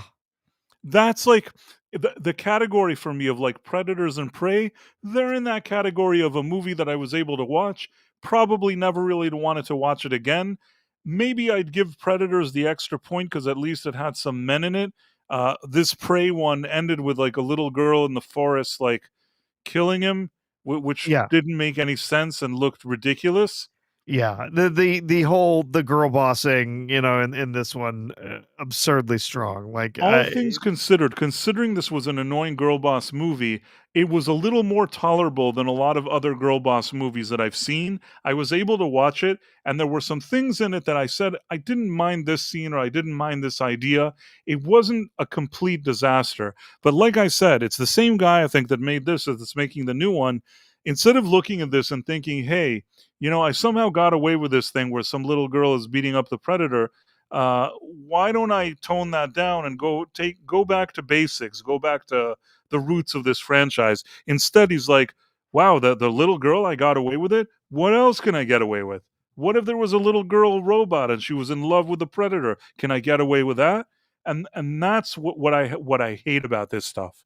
That learned the exact wrong lessons. And you know why he learned the wrong lessons? Because all of these stupid critics, these quote unquote official critics that gave it like a 94% as if he created the Godfather here, and he's like, great, more little yeah. girls. No, Yeah. that's not what the franchise is. It's not more little girls. It's less little girls. You idiot. Yeah. Little girls, in a society that was entirely dominated by men. But yet somehow she was trained as a warrior, and she's just amazingly strong, so much so that she can go up against one of the most perfect hunting machines, like, ever, right? She just could totally go up against the predator, no problem whatsoever. And yeah, I mean, they try to do some things here and there to sort of uh depower, nerf the predator here and there to make it seem like it works, but it still doesn't work. And uh, this movie was far from the worst thing I've ever seen, but yeah, it does not deserve a 94. Doesn't deserve a 94, and this 94 gave this man a false sense of security, and it was premiered on streaming during the coup or something. I wonder what this new movie is going to do. Either he has the audience of little girls on lock, and then I stand corrected, or it's going to be a situation, maybe it starts off with them people going to see it. Quickly, word will spread that this is a little girl boss story, and people will just jump ship or won't want to go see it. Uh, I mean, I'll give it a fair chance. I'm going to go do a review on it, but it sure isn't making me feel good about it. And whatever Grace Randolph said, that sounds like a disaster to me. I yeah, I have no clue how well this movie is going to do. I don't think there's going to be an audience there for it. This year in the theaters has been a bloodbath for just about anything that comes out. We've seen movies that people thought were going to just dominate in the theaters that have barely even showed up. We had the Rock movie that was supposed to come out, his big, oh, it's gonna be his shot at his Oscar or whatever, that just landed with a thud. Nobody cared. Also, what are these weird audience reviews of like Prey that Rotten Tomatoes have highlighted? Andrew M. Solid Predictor movie. It's not the Predictor, you idiot. It's Predator. Who's the Predictor? If you're saying it's a solid Predictor movie, I feel like you've never seen a Predator movie. You don't. We need the predictor. Where's the predictor? We need the Predictor. Then you have Ink C. So this totally seems like a real person. Really good and opens up so many more possibilities for the future of the franchise. It might have taken a while to get here, but at least we're here. This is an AI. There's no person in the world that thinks that they've been waiting for years for the Predator, that they they watched the original one with Arnold Schwarzenegger and they were just waiting for the day that there's little girls taking over. They were waiting for the day, and finally, Yeah. Professor, finally the day is here. Do you believe it? Yep. Empress NM says that they're the predictor, and they predict flop. James B. For the next Prey movie. gives fans what they have craved for in a Predator movie: action, character development, and great cinematics. It does take a minute for the action to ramp up, but when it does, I mean, I don't think that this is what fans were craving. I don't know what this person is talking about. We all wanted a Native American who looked like Aubrey Plaza to beat up the Predator. That's what we were all hoping for. Didn't know this exists until I searched for all Predator movies ranked, and this is at number 1. So boring, and one of those slow burners where nothing happened. I guess this guy didn't receive a check. Nope. In any case, I thought it was funny that this, like, some of these comments, it's either people that are just really stupid or I don't know what. I don't want to dismiss people's opinions, but sorry, these were the Predictor. He's like, finally good a Predictor movie. Yeah. I can't take that guy seriously. We were all waiting for a good Predictor movie. So it is a Predictor movie. It is. No. The Predictor Badlands. Yeah, I mean, I have a feeling like this Badlands is going to make Prey look like a masterpiece. Not a 94% one, but it's going to look better than this one. This just seems all wrong. And yeah, I saw Alien versus Predator. I'll tell you what, it's sort of like I watched it once. It is completely ridiculous and stupid. There is a guilty pleasure angle to it. One that I would like I watched it once, I think, and never revisited it. Yeah, I can't say that it's the worst thing I'd ever seen in terms of if you just were curious to see what an Alien versus Predator movie looks like. There's something there just in terms of like a guilty pleasure. It's a movie that I could do without. It's almost like I don't even think of it like real canon. It feels sort of like Freddy versus Jason to me, which is also a ridiculous movie, which I recently posted about. Yeah. Freddy versus listen, all those movies with those, Freddy and Jason by themselves are kind of silly, except for the first ones. I think that the first Friday the 13th is probably the best one, and the first Nightmare on Elm Street is definitely the best one. And then after that, there's just like people making money, even though I still kind of like some of them. Once they did Freddy versus Jason, there's a lot of stuff that for me the logic barely even works there, but that they wanted to make money. They knew that they would put this on screen, people would come see it, and it would make money. And they did the same idea also with Alien and Predator. You put them both in a movie. There's people that like Alien, people that like Predator, and just out of curiosity, there's no way you're not buying a ticket. Yeah. Like, if you like any of those, you're gonna go see that movie, and that's exactly what they counted on, and they made money. It's almost like, do you remember in Roger Rabbit when Christopher Lloyd is looking for Roger Rabbit? He's like the villain, and he knows that if he knocks with his cane on the wall, Roger Rabbit is going to jump out of the wall because he can't avoid that. Yeah. What he calls shaving he a haircut. He has to finish shave and a haircut. Yep. Right. Has to finish it. Right, he has to finish it. So when you do like Alien versus Predator, that's like the dog, like not Doc Brown, Christopher Lloyd with the Yeah, thing.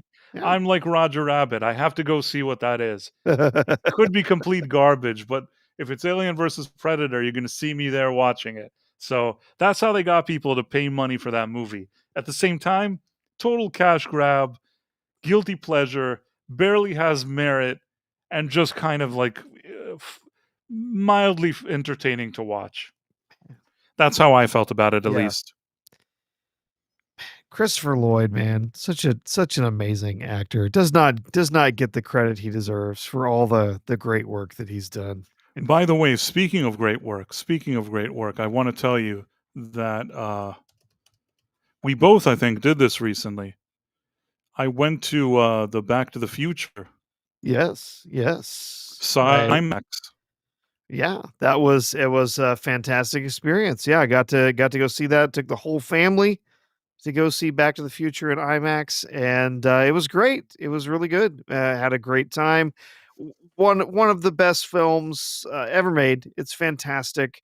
The script is so incredibly tight. The story works so well. Yeah, if you really want to get into it, yeah, the time travel stuff. Every time travel movie has that Always problem, has though, that, right? yeah. Every time travel movie, you kind of gotta let it just kind of let it go, and enjoy it. But it's such a great film. It works so well. Some great performances in it, and I really, really love this. One of my favorite movies ever. So to get to see it, first time I've ever gotten to see it on the big screen.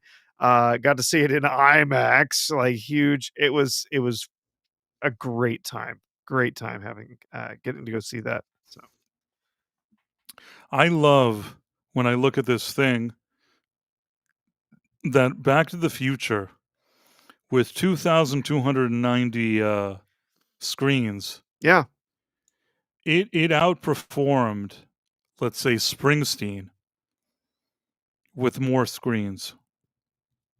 yeah, it outperformed quite a few films for that weekend. Some of them in their first week as well. Although a lot of them were minimal, like a Netflix release, stuff like that, international releases, and so on. Still very But impressive, yeah, and it did it really well. it's still a sign to theaters. I'm sure somebody in theaters is sitting and thinking, "Wait a minute, we put some older movie and all these people came to watch it." I mean, think about it. This is like we may start seeing more of this. I mean, this already happens, but I think we may see more of it. If they start thinking to themselves, "Well, these new movies aren't making money, but these old ones are sort of bringing it in."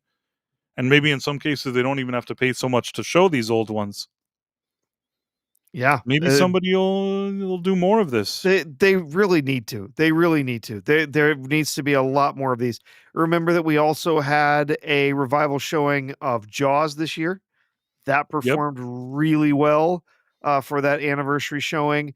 There's a lot of films that are coming up on anniversaries. A lot of films that, are absolute classic movies, films that have proven themselves to be huge in the box office in the past that could really help keep theaters afloat if they would be putting more and more of those back into the theaters. And I really hope that they do because obviously Hollywood is completely bankrupt of any ideas. This year has been, as I said, a bloodbath in the theaters for big Hollywood films. All of the big movies this year, very few of them actually made any money at the box office. Only a handful of them really came away as big winners. Some of them just barely made it over the mark to, being, profitable while they were in the theaters, but a vast majority of them just fell completely flat. Nobody cared. Nobody wanted to see them. No one was Well, gonna there were waste their time, a lot of and, bad movies. yeah, a lot of them were just terrible films. They're forgettable, they're full of ideological crap. They're, they're not what people are looking for in their entertainment. And so, yeah, I want to see way more of these revival showings of stuff. I've seen a few just over the last couple of years. I want to see even more. I want to see The Godfather back in theaters. I want to go I think I see saw The The Godfather back in Godfather. theaters for some reason. I feel like I saw that one. Yeah, I I saw want The to Godfather, I see. saw Scarface, I think I Yeah, did at least. I wanna see the original Ghostbusters back in theaters. I wanna go watch that on a big screen. I wanna go see, the Indiana Jones trilogy, and yes, there are only 3 Indiana Jones movies. Only I 3. wanna I wanna see those in the theater. I wanna go back and watch those. There's tons of these great films, especially from the '80s, some even in the '90s, that could bring in lots of money. When I was there, I know that they're, not doing well, the theaters are struggling, and hey, I picked up the Back to the Future popcorn bucket because it was really cool. It was, it was a neat little popcorn bucket, and, it's like, yeah, I'll kick a little bit more money back to the theater, help support the theater in that. Uh, and, like I said, we had a great time. I want more, of these revival showings like this. Uh, so I mentioned the first, Teenage Mutant Ninja Turtles. Yes, that was also a revival in theaters. That one was one that was through Fathom, though. Um, with the Fathom showings, those are a little harder to get screens for. Because Fathom takes a cut of it, and then, the studio takes a cut, and then you get a cut for the theater, and so the theater doesn't get as much out of it from doing the Fathom showings. But we have a theater that does do, some of the Fathom showings here, which is nice. We've gotten to see a few things. My daughter absolutely loves, Studio Ghibli, and so we've gotten to go see a few of those Studio Ghibli films together in the theater, through some of those Fandango showings and so on. But yeah, it's nice. I want to see more of these old films back in theaters.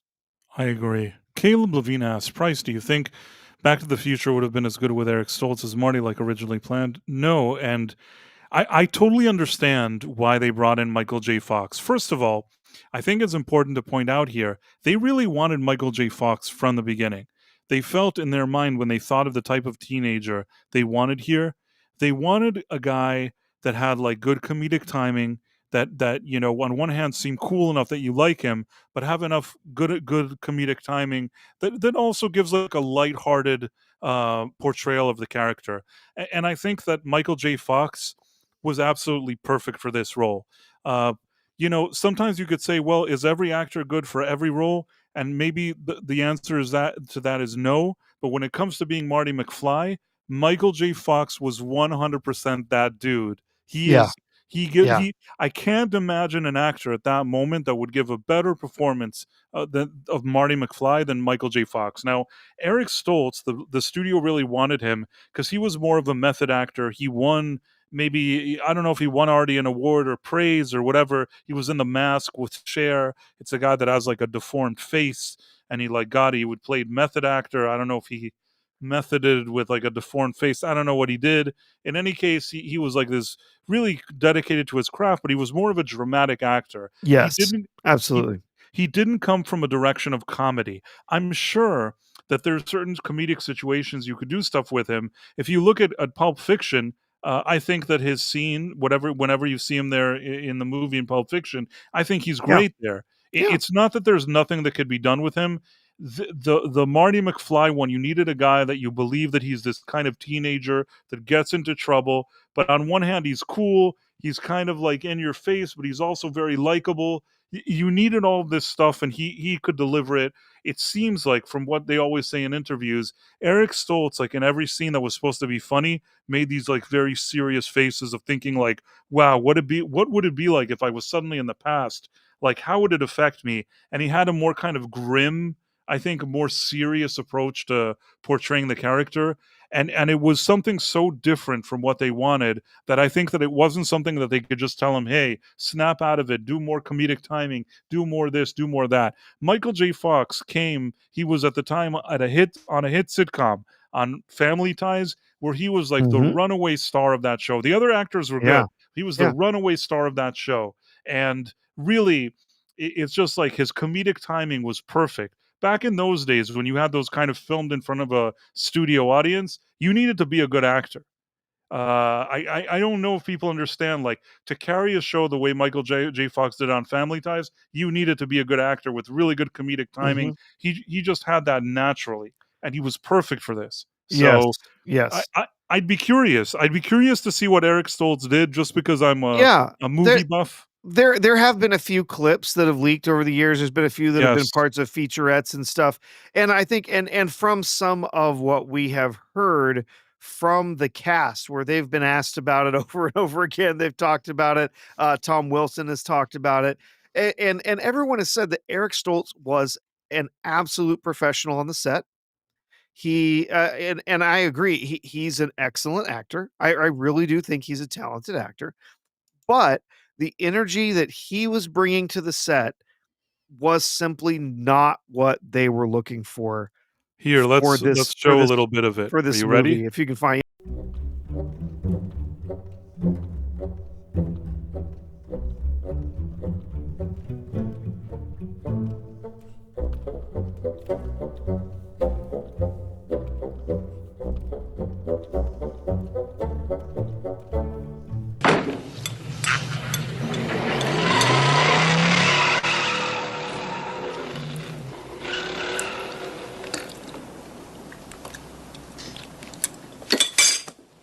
What?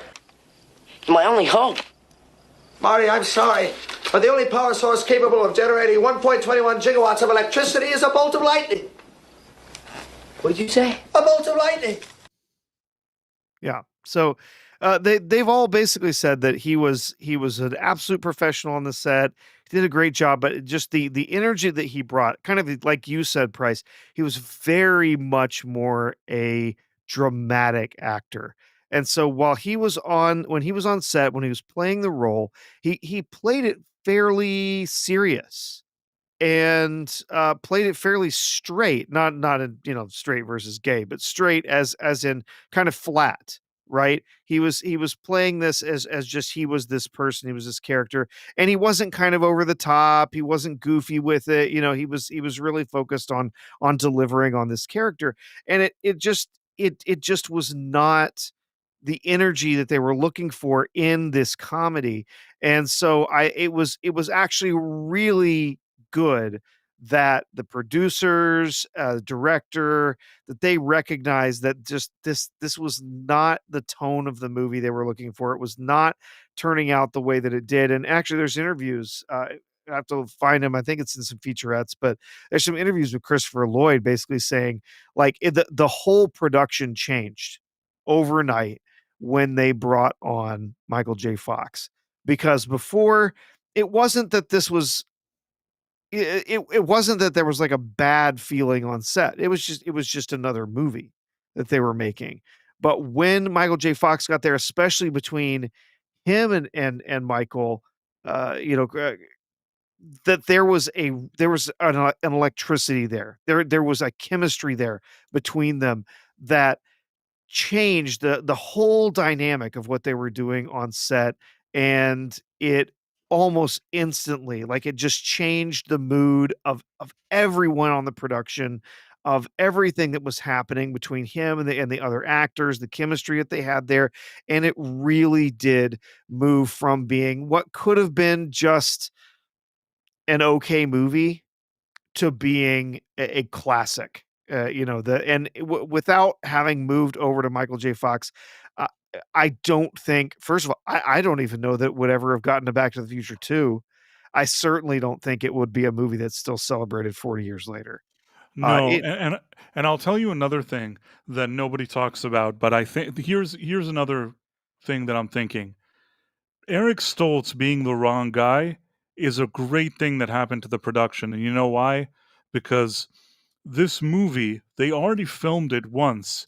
And now when they had Michael J. Fox, they could look at all the footage. And yes, they could look at Eric Stoltz's performance, but they could also say, hey, you know what? What if we did the angle from here?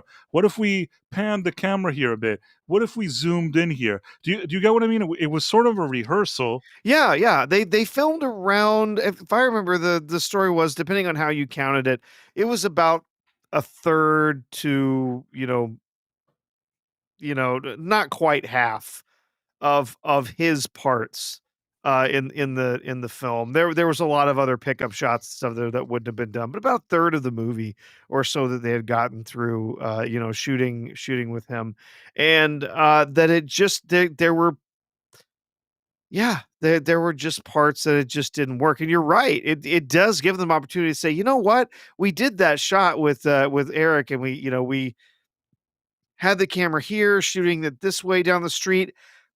I don't think that worked. How about we try it this way? We'll do, we'll turn the camera around. We'll show something a little bit different.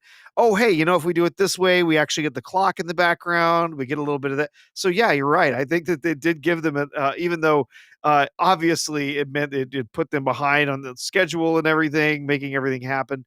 But it really did, yeah, kind of give them an opportunity to take a second run at how they were going to shoot the film, how they were gonna have certain, scenes blocked and played out and so on. Obviously, there's some of them, you saw some of them there that, they didn't change a thing. Just like, you had, the scene there with Doc in the big plush leather chair and him sort of pacing back and forth. You saw that with Eric Stoltz, and you saw the same with Michael J. Fox. Another funny thing, though, is they cast the actors thinking that they are going to have a taller leading man. So Biff was actually closer in height, I think, to Eric Stoltz. Same with Christopher Lloyd. At least Eric Stoltz was taller than Michael J. Fox. Once they Yeah. brought Michael J. Fox in, though, they didn't recast all of these roles.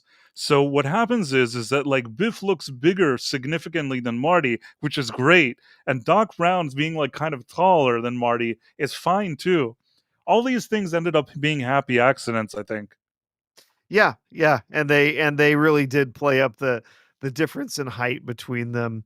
Michael J. Fox, by the way, he's 5'4" is the height that was traditionally stated for him. Where Eric Stoltz is over 6 foot tall. That's why. That's what I'm So saying. That so all they're the other they're people remain tall. But you know what? It really gives the feeling of like Marty being the underdog or whatever it is. I feel like it adds to it.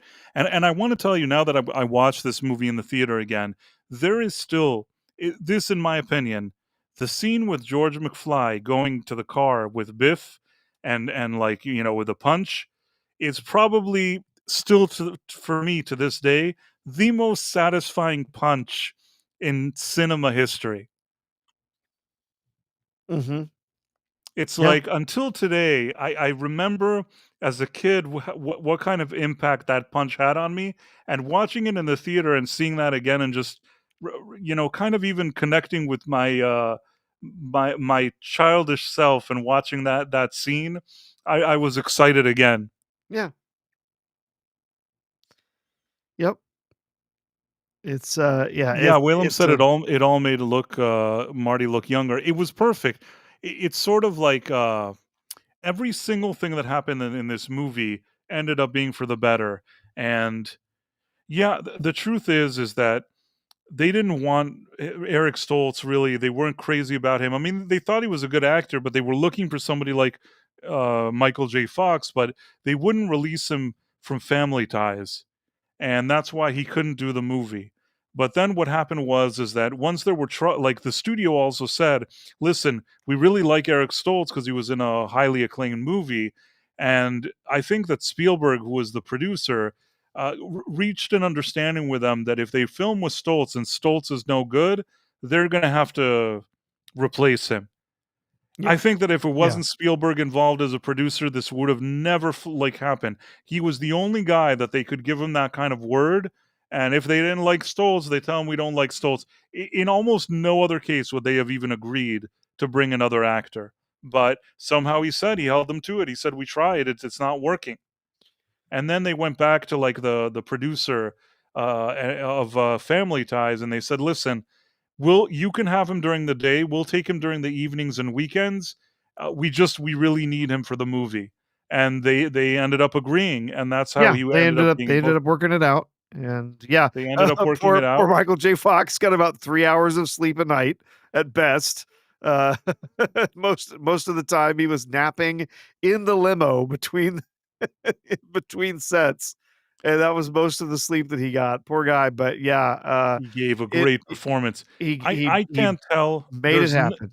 Yeah, There's nothing in this movie that I could tell that he's tired. He never looks tired to me. yeah, He looks like on top of his game in every shot, and this is just, I don't know, and it's one of my favorite movies ever as well. It's just, yeah, you can always nitpick time travel, but the great part about the movie is, and I saw it again now on the big screen, a lot of movies, the problem, and we see this so much today, where they want to set up everything. They want to give you all the background information, all the exposition. They want to tell you who the characters are. They want you to understand where you're at, why everything is important. And they do it in such a clunky and annoying way that you just kind of roll your eyes and it's kind of almost a chore to watch it. Now, Back to the Future managed to create a situation that all of the exposition at the beginning is sort of intriguing in and of itself. You're with Marty. He's going there. He's with his guitar. He's in school. He's doing this. He's doing that. His parents. It's funny too. The way George McFly is, the way like Lorraine, the way his life is. You know, everything that we're seeing. There's a bit of humor, and it really helps. Like Michael J. Fox performance and Biff, the older Biff. Once he gets there with Doc, and then he goes like to the 1955. They've set this up better than almost any movie I've ever seen. You're ready just for payoff after payoff. Every yeah. single thing that they told you in that first like third of the movie, it all ends up being important. Yeah, The everything, and you see there's one thing after another. Oh, I'm gonna be at my grandma's house. Here's my grandma's phone number. So what does she have to do? She grabs the nearest piece of paper. It is the piece of paper that talks clock tower. about the clock and the lightning strike. And so he has that piece of paper. It's logically in the story. Here's why he has that piece of paper in his pocket. So when he gets to the past, he's got that piece of paper. There we go. He can show him that evidence of this thing that happened with the clock. There's so many other things. Yes, it's an incredible script, and the setups and payoffs, just Even with the clock one tower. after another. Yeah, Even rewind a little, that he's about to kiss Jennifer, and like the lady with the clock tower is like, "Save the clock tower!" Saying he's like, "Here's the quarter, lady," and like just trying to get rid of her. It's comical. It's so smooth the way they built it. Every single mhm. piece, like every sentence. Okay, there's not one little bit of filler in this screenplay. There's not one sentence that's not important. There's not a second that you see on screen that doesn't need to be there. It just, it's scene after scene, line Yep. after line. Every scene is a winner. It's just it's like having home runs one after the other in every aspect of it. And also, I was thinking about it. You know, John Williams for me is the best composer. Okay, Mhm. but I feel like when you don't have John Williams, one of the people you may call is Alan Silvestri. Silvestri. Yeah. Now, His I won't say that all of Alan Silvestri's scores are all on the same level, but in this one case, he went to like that this is his best score. He did a John Williams style score, but in his own way, and I even think that's perfect for the movie. Yep. Yeah.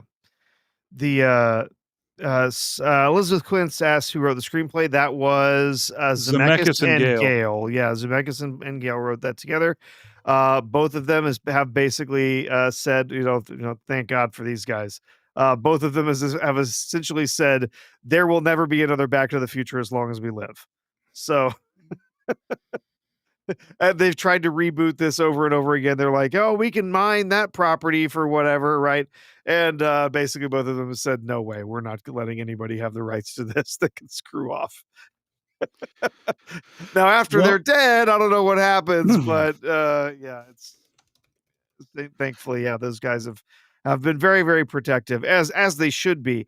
They've got a fantastic trilogy. Not to say that all three movies are on the same level. The first one clearly an absolute masterpiece, incredibly well written, tight script. Not a moment in that film is wasted. It's so well done. The second one, it has its flaws, it has its good things. There's places where I think it works really well, other places where it's kind of a more, I mean, obviously it's the darker of the 3 films. And there's some places where I feel like it doesn't work as well.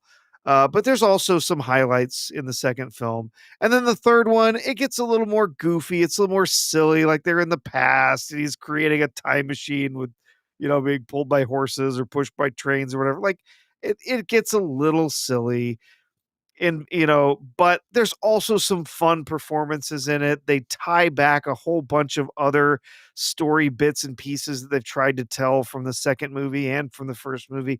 They kind of tie it all up, and I think generally as a trilogy, it's one of those best trilogies of films that's ever been made. It all works very well together, but the first movie is by far the most impressive, the most memorable of all the films that they made. The first movie is a perfect movie, and the Really is. second and third movie are part of a fun trilogy where there's a lot of fun to be had. I will never regret watching the second and third ones, but the first movie, that's the real deal. It will always be the real deal. If you're only going to see one, see the first one.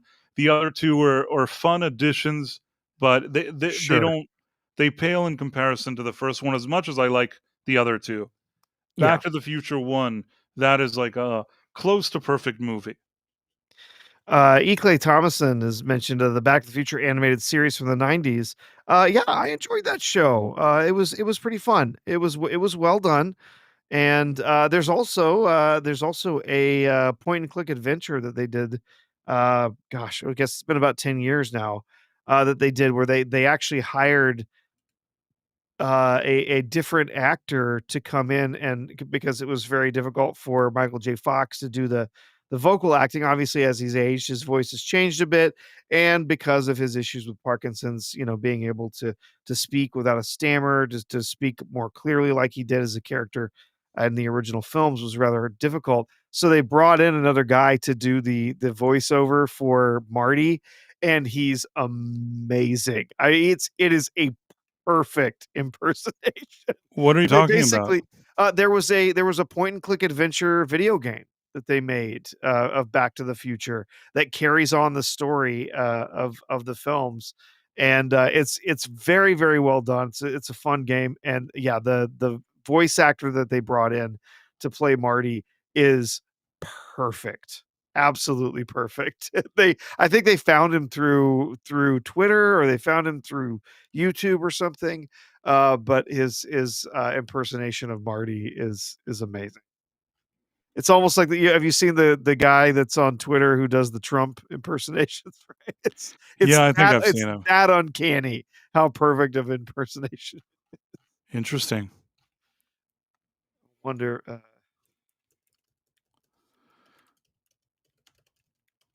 Are you gonna wonder share something? well, I was wondering if I could find him, because Do it. uh,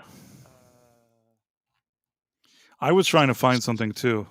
yeah, um, well, here's probably how I would do it here. I'm gonna go look up. Okay. Did I ever show you this? I must have shown you this before.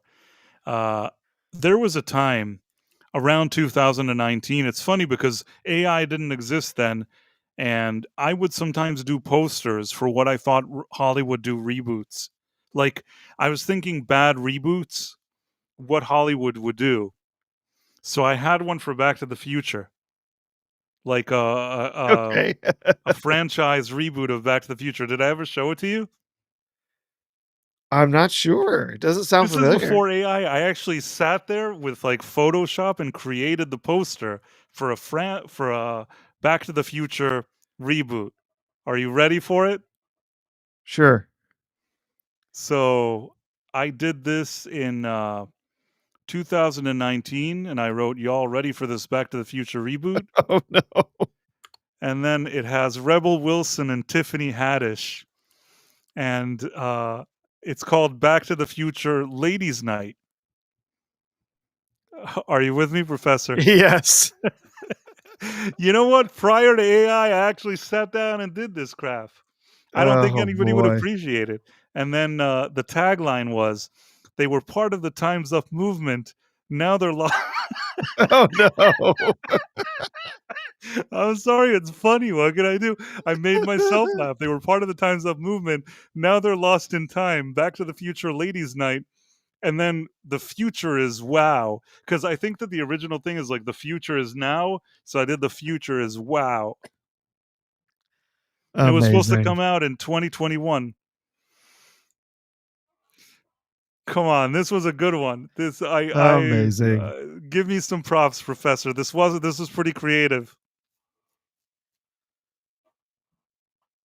Professor? Yeah, sorry. I was finding something here. Yep. It was pretty creative, no? It's great. Yeah, that's real funny. Yeah. And you know what? Horrifying, but funny. If they could, they would make this movie. If they could, they would do it. They absolutely would. Yes. No, if they could, they would reboot it with black female lesbian as the main character, and the doc would also be a black woman. And yeah, they would go back to whatever. There was somebody doing an AI version of a Back to the Future trailer with a black man who goes back to colonial times and gets stuck with during chattel slavery and stuff. I saw that. You know what? I know exactly what you mean. I saw that trailer. Mine was before AI, but yes, I saw what you did. I know exactly what you're talking about. But this was another thing. I don't know why I posted this 2019. Back to the Future fans, I need your help. In part 1, please tell me why Marty thought 10 minutes was enough to save Doc in the future. As much as I love this movie, his plan makes no sense whatsoever. It's true, he needed more time. He's like, I got all the time I want. I got a time machine. I'll just set the black clock back. And he gives him 10 minutes or something. It's like, dude, give yourself more time to warn him. Mm-hmm. So that's my nitpick. It's a very minor one. I mean, the movie is pretty much perfect, but just saying that's one. And the other one is, why does Marty roll on the grass? Oh, I think he just trips as he's coming over because he's kind of coming over the curb there, and I think as he comes over the curb, he trips and rolls down the hill. I see. Yeah. Never really. It seems kind of strange that I thought he was rolling because of the bullets, and it's like I don't. The bullets were not even near him, and the rolling wouldn't have helped him either. Oh, but rolling always helps. I don't know what you're talking movie. about. Rolling always helps. So here I can show you this here. I was looking maybe to find a video of this guy doing. I ruined your night. Why? What did I do? Oh, did I ruined your night with that horrible poster? I think. Caleb Levine says, "Price, you take that poster and go to hell." That poster should say "Back to the kitchen." The tagline. Come on, the tagline is funny. Oh, here we can. Here, I'll show. So this is just a real quick trailer here for this game that came. It's been, I guess that's 2014 is when they're, or no, 14 years ago. Yeah, I guess a while ago. Yeah, this came out. Back to the Future, the game. This was from Telltale Games, which that's game studio has been a mess for a while. But just so you can hear the impression, the guy that's doing Marty, it's pretty good.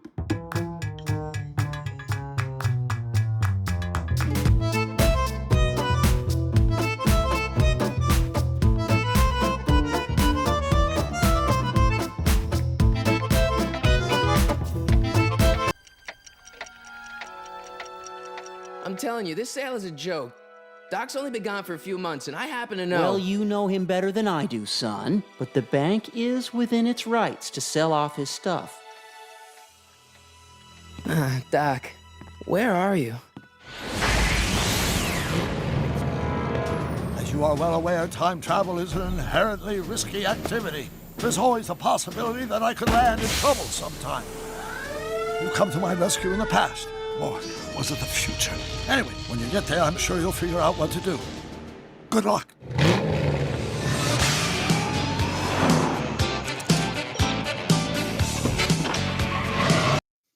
I think you get the impression there. That is actually Christopher Lloyd doing his Yeah, it part as sounded like Doc. him. Yeah, but yeah, they got the other person to do the impersonations of It sounded pretty good, Marty. yeah. Yeah, he's really spot on. There's a few places here and there where you kind of catch, it's not quite there, but Not 100%, but for whatever yeah, they had to it's do, I think it sounds pretty fine. good for what it was. Yeah. It still sounds like somebody kind of impersonating him and not him himself, but it's pretty good. By the way, what else did we have on our docket? Have we gone through everything? Okay. So Paramount? Paramount. Did you see this thing that Paramount have been sued for being woke? No. Let me see if I can find it. Paramount.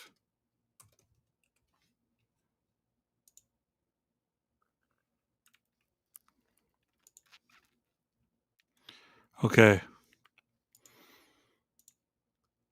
So apparently, there's an executive that says he was fired by Paramount for being white and over 50.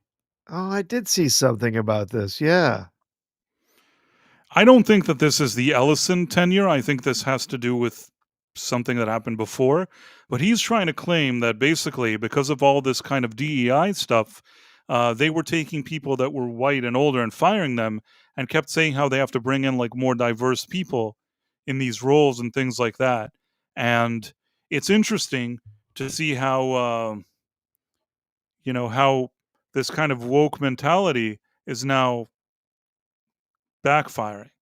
And he alleges in his lawsuit that basically a bunch of people that were 50 and white were all sort of terminated, and then they brought in people who were sort of diverse, 25 years old, things like that, that didn't have the same experience but were like diverse and just got degrees.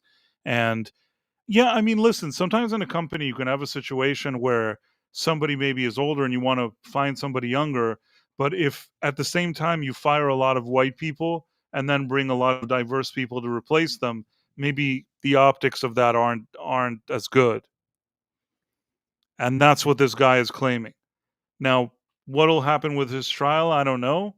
Still interesting though that you know, we always also a lot of these kind of we think about New Yorkers now. We were talking about them voting, but it's the same with all these type of woke people. If it's kind of in California or whatever it is, they're so excited about all this woke stuff until suddenly they find themselves out of a job. I don't know if this guy was excited about woke, but I'm sure some of the people were probably like, "Yeah, it's so great. Like we need all this diversity." And then somebody came and said, "Yeah, you're all fired. We're going to bring in all these diverse people. Now you're fired." Suddenly, it doesn't feel so nice to them. Mm-hmm. Suddenly, they're not sure that policy is so good. I mean, personally, I don't think that it should be that they're looking just for white people or just for these people or diverse people. I think they should be looking for good people. If you're good at what you do, then it doesn't matter what your background is, who you are, or anything. And also, there's ways of having people that are more experienced in the office, but having people that are maybe mid-level career and maybe younger people.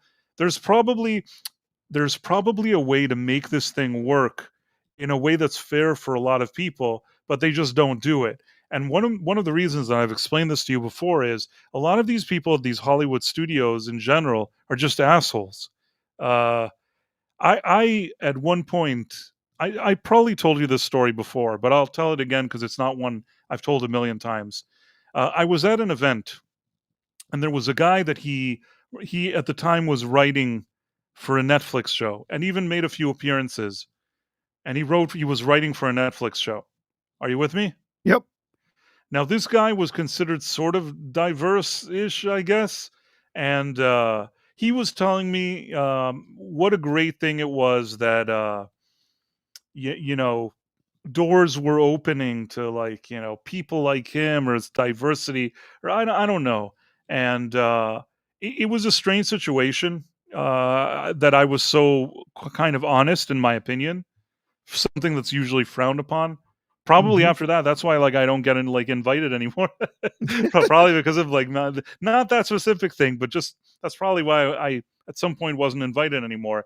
But I said to him something like, the same people that for years seemingly didn't give people a chance, that you're saying that they didn't give anybody a chance and they were jerks. I said, what, you think one day they got up in the morning and they stopped being jerks? Uh-huh. And he looked at me and he wasn't a complete dick about it. He's like, I kind of understand what you're saying. And the reason that I'm saying it is that uh, you could have done something nice without all these kind of DEI politics. You could just make a mental note. Open your mind, and if somebody is good at a job, it doesn't matter what his background is. Give people a fair chance. That just requires being a decent person and not being a jerk. But when your whole thing is filled with jerks, then you have to do all these DEIs according to them, because otherwise they wouldn't do it. So they need the incentive, they need this, and they need that. If they were regular people and not jerks, they wouldn't need any of that.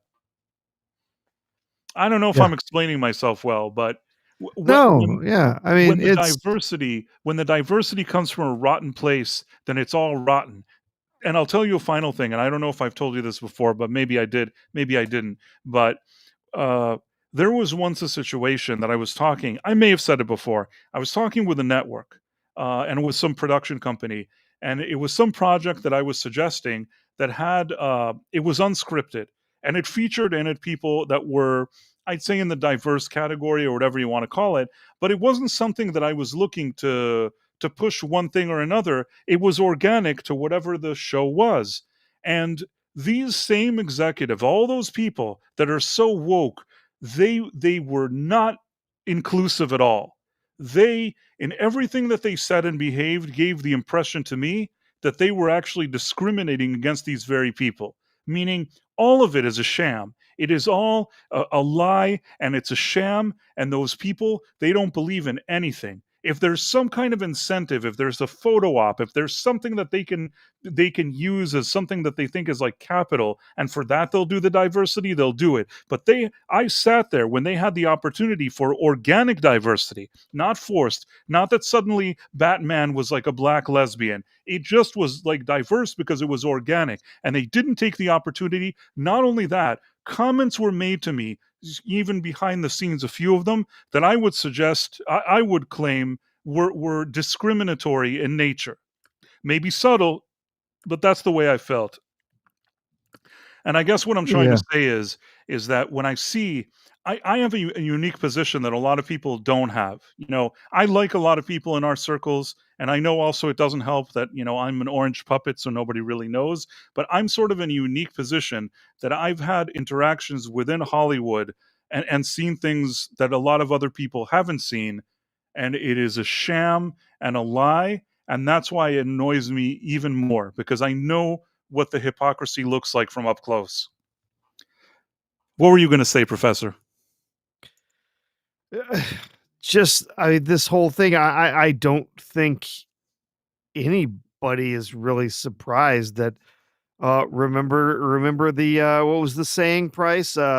Male and pale is stale, right? And Right. they went around preaching this stuff saying, yeah, we got to chase off all these white men, this patriarchy that's been destroying our all of our studios and destroying all of our different creative enterprises. We got to bring in people that have real experiences from other places so that we can try and really like reach out to the right people with our entertainment. So we got to have young people, we got to have diverse people, we got to have people of this skin color, because you can't tell a story for someone unless you have the exact same skin color they do. So we got to have people in here with skin colors, not white people, not them. No, we got to have other people in here that can share their lived experience and share their truth with just BS stuff, just nonstop, man. We know this stuff happened. We absolutely know it. And yeah, there's a reason that so many of these studios are collapsing, that so many of these companies are struggling. It's not just in Hollywood, it's also in the video game business, all of these video game production studios that have been pumping out crap after crap. That was one thing in the gaming news that we saw this week.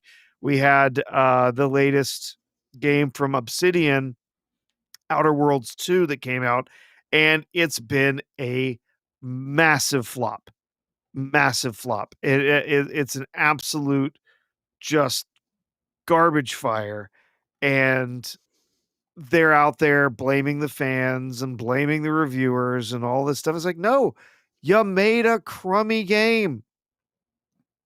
Why did you make a crummy game? Well, because you have chased off all of the people that had all of that knowledge, right? They had all the Right. institutional knowledge built up over decades of working in the industry and working on previous projects. They had all of that knowledge, they had all of that experience, and you chased them off. You drove them away because you wanted all of these activists and all of these people of color and all of these other, that's what you wanted. And so you drove out the people that really knew what they were doing. You drove out the people who knew how to write a script, who knew how to produce a film, who knew how to direct. You drove out the people who knew how to write a script for a game. You drove out the people who knew how to design something and make it fun and entertaining. You threw those people away and you replaced them with a whole bunch of people who are nothing but ideologues. That's all you got. You got a whole bunch of activists with no experience, no training, and no real ideas. That's what you got. And so we've seen all of these studios in Hollywood, in gaming, and in other parts of business as well that have all just fallen apart. They're collapsing because they threw away all of that institutional knowledge that was helping them to be successful in favor of activism. Right? So, yeah, Yep. no, I am not surprised at all that there's somebody here that has said, "Hey, I was discriminated against as a white man, of a certain age because they thought they didn't want me. They didn't want my experience. They didn't want my knowledge. They didn't want, anything that I had to offer because I wasn't the right skin color for them, and I wasn't It's the right it's age for it's them." just that when they supposedly are doing this thing that's quote unquote good, when it's sort of people that are not that good coming from a bad place and doing it, this is the result. The result is people taking people that don't need to be in a certain role just so they can do a check mark, changing and twisting up source material and movies and annoying fans because they want to do that thing. And the whole time they're walking around like they're the good guys, but they're not the good guys. And at the end, you also see cases like this that, in an effort to seemingly be so diverse, then they just said, "Oh, well, we could just throw all these other people away because they're white, so it's fine." So it's just absurd to me. Yep. I guess we'll see if this lawsuit moves forward. Uh, if they I find that mean, there's actually some they may agree to settle it or whatever. Who vi knows yeah, what'll it's happen? that's entirely possible too, yeah. Somebody asked something at some point in the stream, and I kind of made a note to myself that I wanted to revisit it. It was something, but then it's hard to find the comment. I scrolled back. It's difficult to find it. Oh well. Is there anything I didn't get to watch Tulsa King this week. Some Oh, people said that it improved a bit, but I didn't watch it. I don't know. I still feel, I was on Browns on Sunday. I still kinda feel like it's just sort of treading water. It's just kind of the same thing we've seen. There's some interesting bits. I think we can see kind of where they're going with to kind of wrap up the season, but at the same time, it's the same thing we've seen in the previous seasons. Okay, now New York is back demanding more money from him, and he's up against another mafia, and then the FBI is meddling in his stuff, and oh, we're gonna find out who's the traitor in his group, and although I'm pretty sure I already know who it is. And it looks like maybe we're gonna have, maybe the son of his rival in this season, Cole.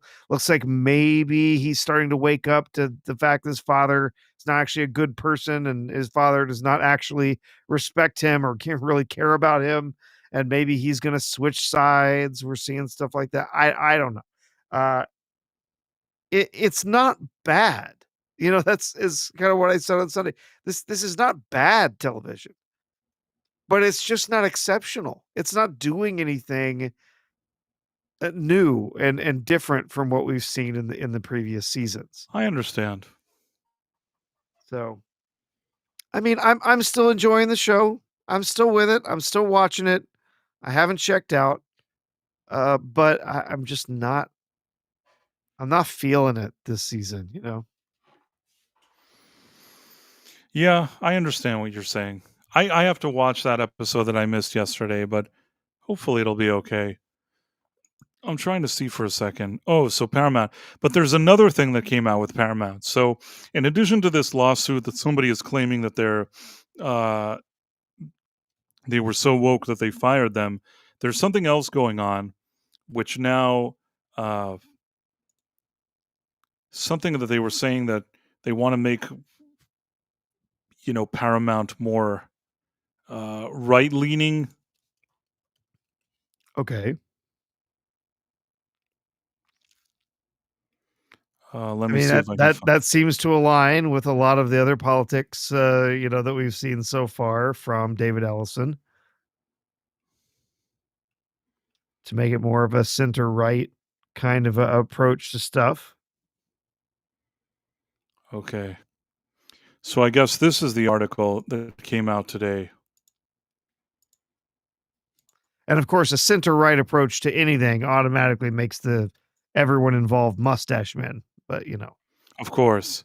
So David Ellison's dramatic first 100 days at Paramount, courting Tom Cruise blockbusters, forging ties with Trump, and daring anyone else to buy Warner Brothers Discovery. So I'm gonna try to find the important part here, but there was something here. Uh, Ellison's rising empire, one that skews alpha male, that some fear will entwine the studio's content more closely with MAGA messaging. In rapid fire fashion, the 42-year-old Ellison has become show business's ultimate disruptor. The industry's first millennial mogul who wants to change the DNA of Hollywood while building a new type of entertainment Leviathan out of the husk of a once legendary film and television studio. So basically, they're explaining here that because of this, their ties, we've seen this before, this has been happening lately, but because of like the Ellisons, their politics, and their connection with Trump, they're confident that this guy Ellison wants to come in and make this like an alpha dude bro entertainment company. I mean, personally, all the other companies are not alpha dude bro. Maybe one like that, it's fair to test the waters. Sure. Maybe they're gonna find an audience for the Alpha Dude Bros. You know what? If he Maybe. makes Alpha Dude Bro stuff and wants to make that, and it's more like they say like MAGA, they call anything that, like you said, anything that's like center, that's like center of the left or something, they call that like MAGA and mustache man or whatever, and like toxic males. But if he just wants to do something that's a little more middle of the road, more for middle America, and has more like testosterone in it, and it's not like it's more quote unquote dude bros, it's worth a shot. I don't think he has a lot to lose. What's the worst that can happen?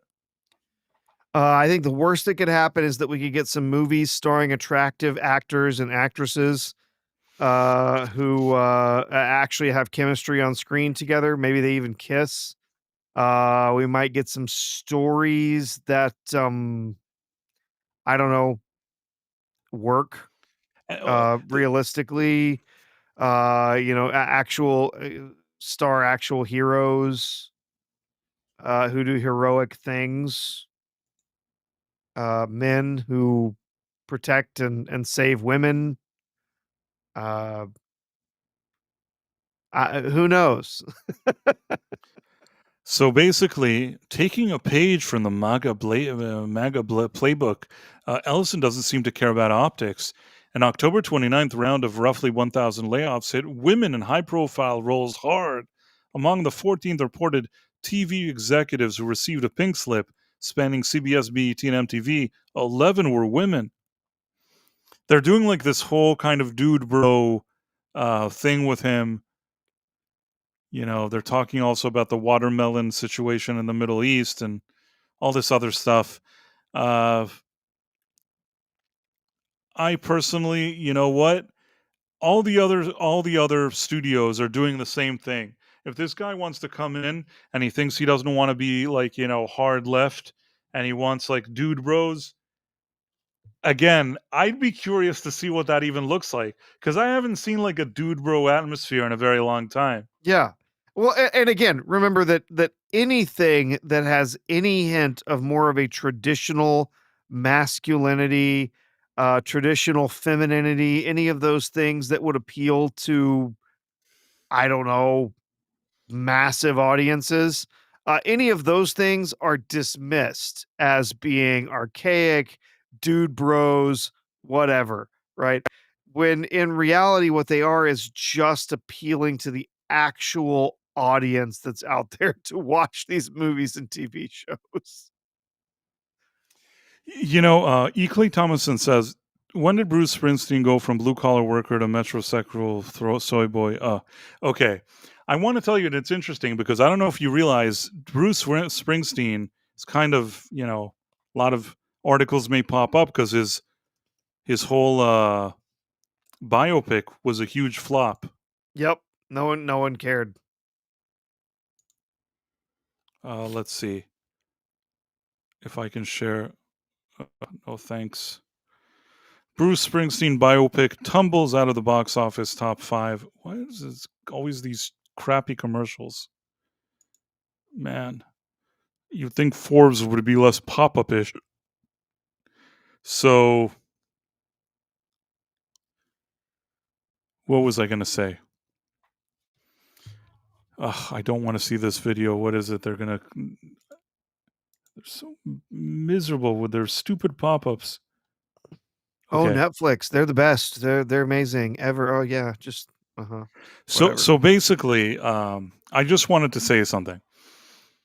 First of all, if you've ever seen the documentary in recent years that they made about Bruce Springsteen, I've seen it, and after seeing that documentary, I understood exactly everything that was wrong with Bruce Springsteen. Bruce Springsteen is the type of guy that he has he's very controlling. He wants anything that anybody says about him to be that he's the best thing that ever happened, and he's the best. Now, I think that it's pretty clear that he probably is not the best, and he's probably not the best thing that ever happened. What's interesting about a movie, if you watch the movie like Ray about Ray Charles, it's not necessarily that you're watching the movie and what you're thinking is, oh, I'm enjoying this 2-hour movie because he's the best. You're enjoying this 2-hour movie because you see a flawed man that lived, had to live with something very difficult, but also then, went down some very dark paths with himself and with his life and how that impacted him and the people around him and his career and how he bounced back from that. And when you see these kind of ups and downs, when you see the challenges, when you see him overcome it, you feel something when you watch that movie.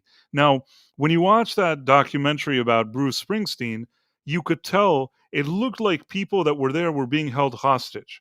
Do you understand what I'm saying? They're like, hey, what do you think about Bruce? You've been working with him for 20 years. What do you think? Bruce is the best. The best thing that ever happened is Bruce. Bruce is the best. Like, that's all they said. It could be robots there. You know what I mean? Like, Yeah. you could do an AI documentary about Bruce Springsteen that'll look like that documentary. Are you with me? No, yeah, know what you So mean. what does it mean? It means that this guy, when I saw it, I said, this guy does not want anybody to say one word out of place. So when they made this biopic about Bruce Springsteen, they went and again they did it in this kind of controlled environment. And I didn't see the movie, but I can already tell you based on that other documentary, since Bruce Springsteen was the guy giving the input on the story of this thing, You're not going to see anything real in this movie. It's a fluff vanity piece. And at the end of the day, I guess Bruce Springsteen and his brand just isn't strong enough for it. You could claim that the movie Queen, the movie about Queen, was fluffy, but man, does Queen have a catalog. I sat there in the theater. They could be showing you on the screen people taking a dump for 2 hours, but since every about 5 minutes you're hearing a classic Queen track on the biggest speakers, just that alone gives you a good feeling. Like, I went with a few friends to see that Queen movie. We knew it was going to be ridiculous, but I sat there with some whiskey drinking, and they were also drinking because one of those theaters. And every 2 minutes, like on the biggest speakers, they're playing all this music, these classic tracks. Hard not to at least have a good time. You know Yeah. what I mean? But what are you Know going what to you get mean. from Springsteen? You know what I mean? Sometime in the early 80s that he was writing demos and recording them onto cassettes and shit. Who gives a shit? You know what I mean? Especially that they also covered up anything that he may have done wrong. It's all like he's the best and he's recording songs. And it also doesn't help that over the past several years he's become very political. If there were people that maybe would have turned up to see this movie, it's not that he helped himself with that as well. And the final thing I'll say is, and I have mixed feelings here because years ago, a friend of mine told me out tickets to see a Bruce Springsteen concert. And although I don't really listen to him regularly, I went to the show. He was very professional. He gave a very professional show. I don't regret seeing that show. But at the same time, I didn't sit around all day. Like, I haven't seen many shows of his. I don't have 27 albums of his. I don't have all the bootlegs. You know, at the end of the day, the thing that most people remember about Bruce Springsteen is Born in the USA. And you know what most people don't realize about the song Born in the USA, Professor? Mm-hmm. It's not a song of him saying that he likes the USA. He's upset. It's like a protest song. He doesn't like the USA. Yeah. The only reason everybody thinks that like it's great is because in the song, nobody understands what he's saying except for Born in the USA. If you think about it, and I'm sorry I have a bit of a sore throat, but I'll try to explain this to you in the best possible way. What are the words of Born in the USA? And without Googling, it's like, born down in a dead man's town, I was. You don't know the next sentence. You don't know anything else this guy Yeah. said. Yeah. That's all you know. Ground. You don't know. And then what's the next thing you remember? Born in the USA. That's what you know.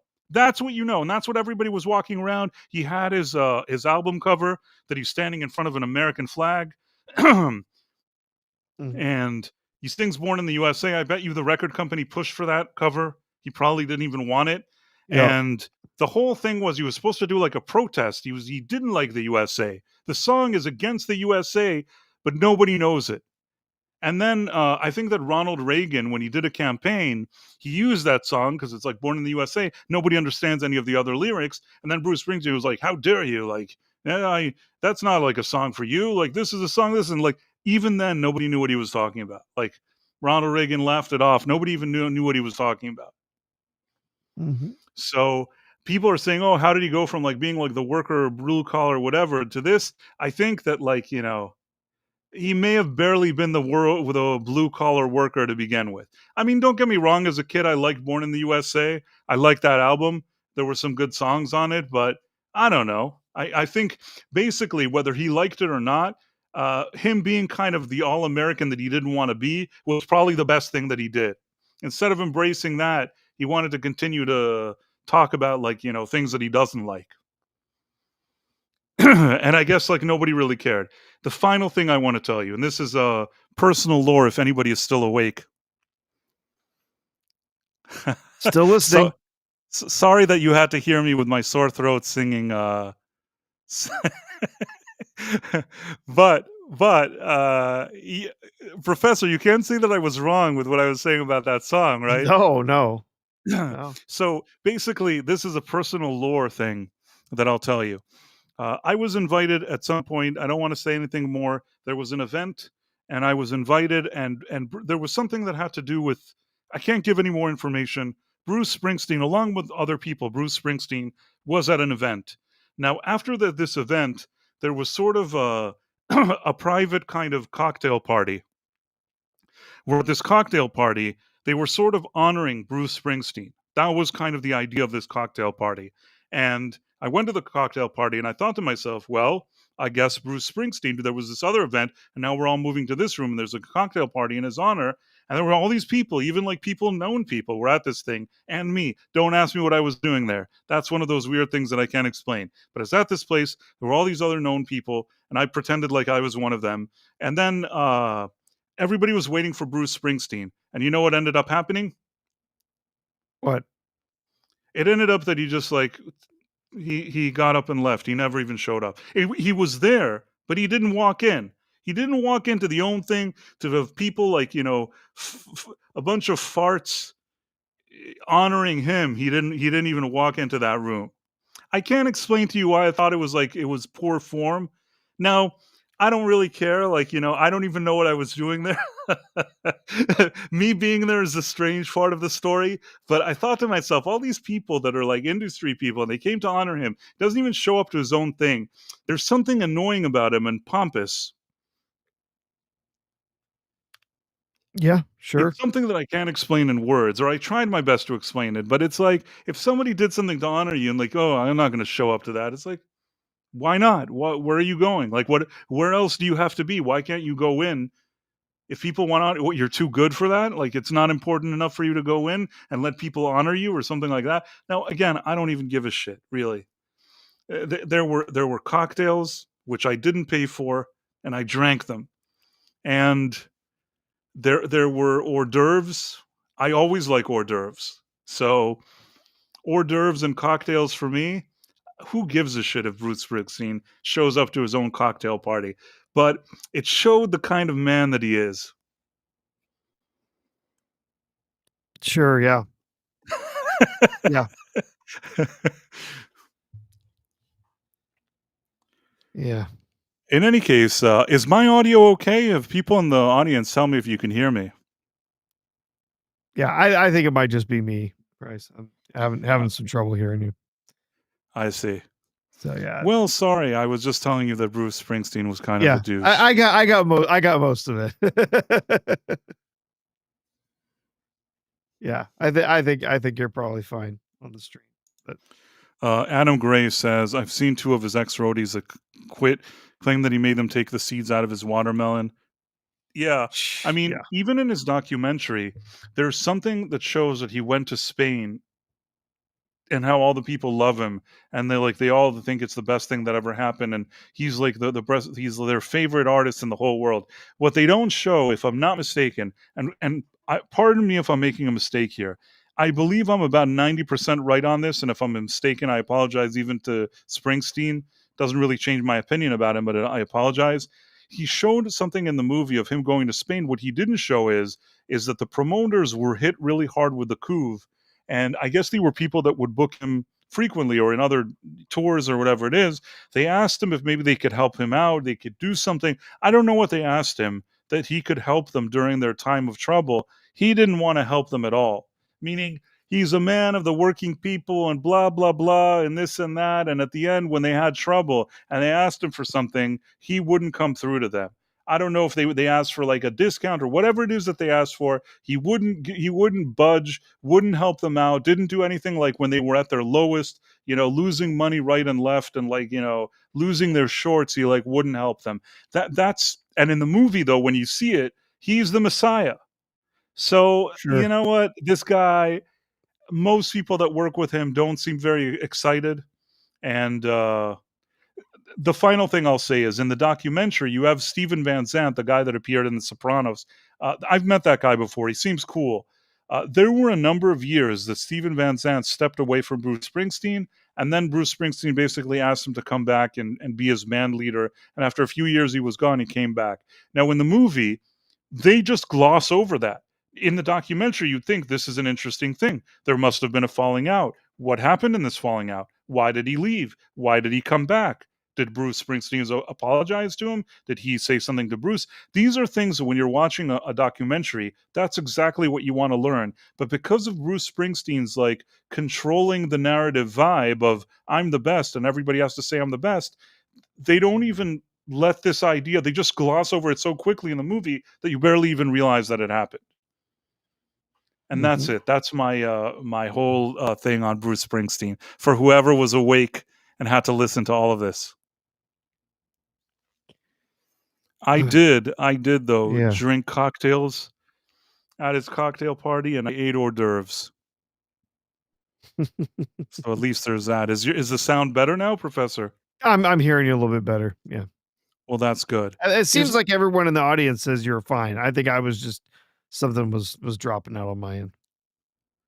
uh Bruce Springsteen's like Metallica completely overrated. I still will give Metallica that when I was a teenager, I saw a show of Metallica, and you know what? It's a good memory to have. They were more badass during that time. I'll say something else about Metallica.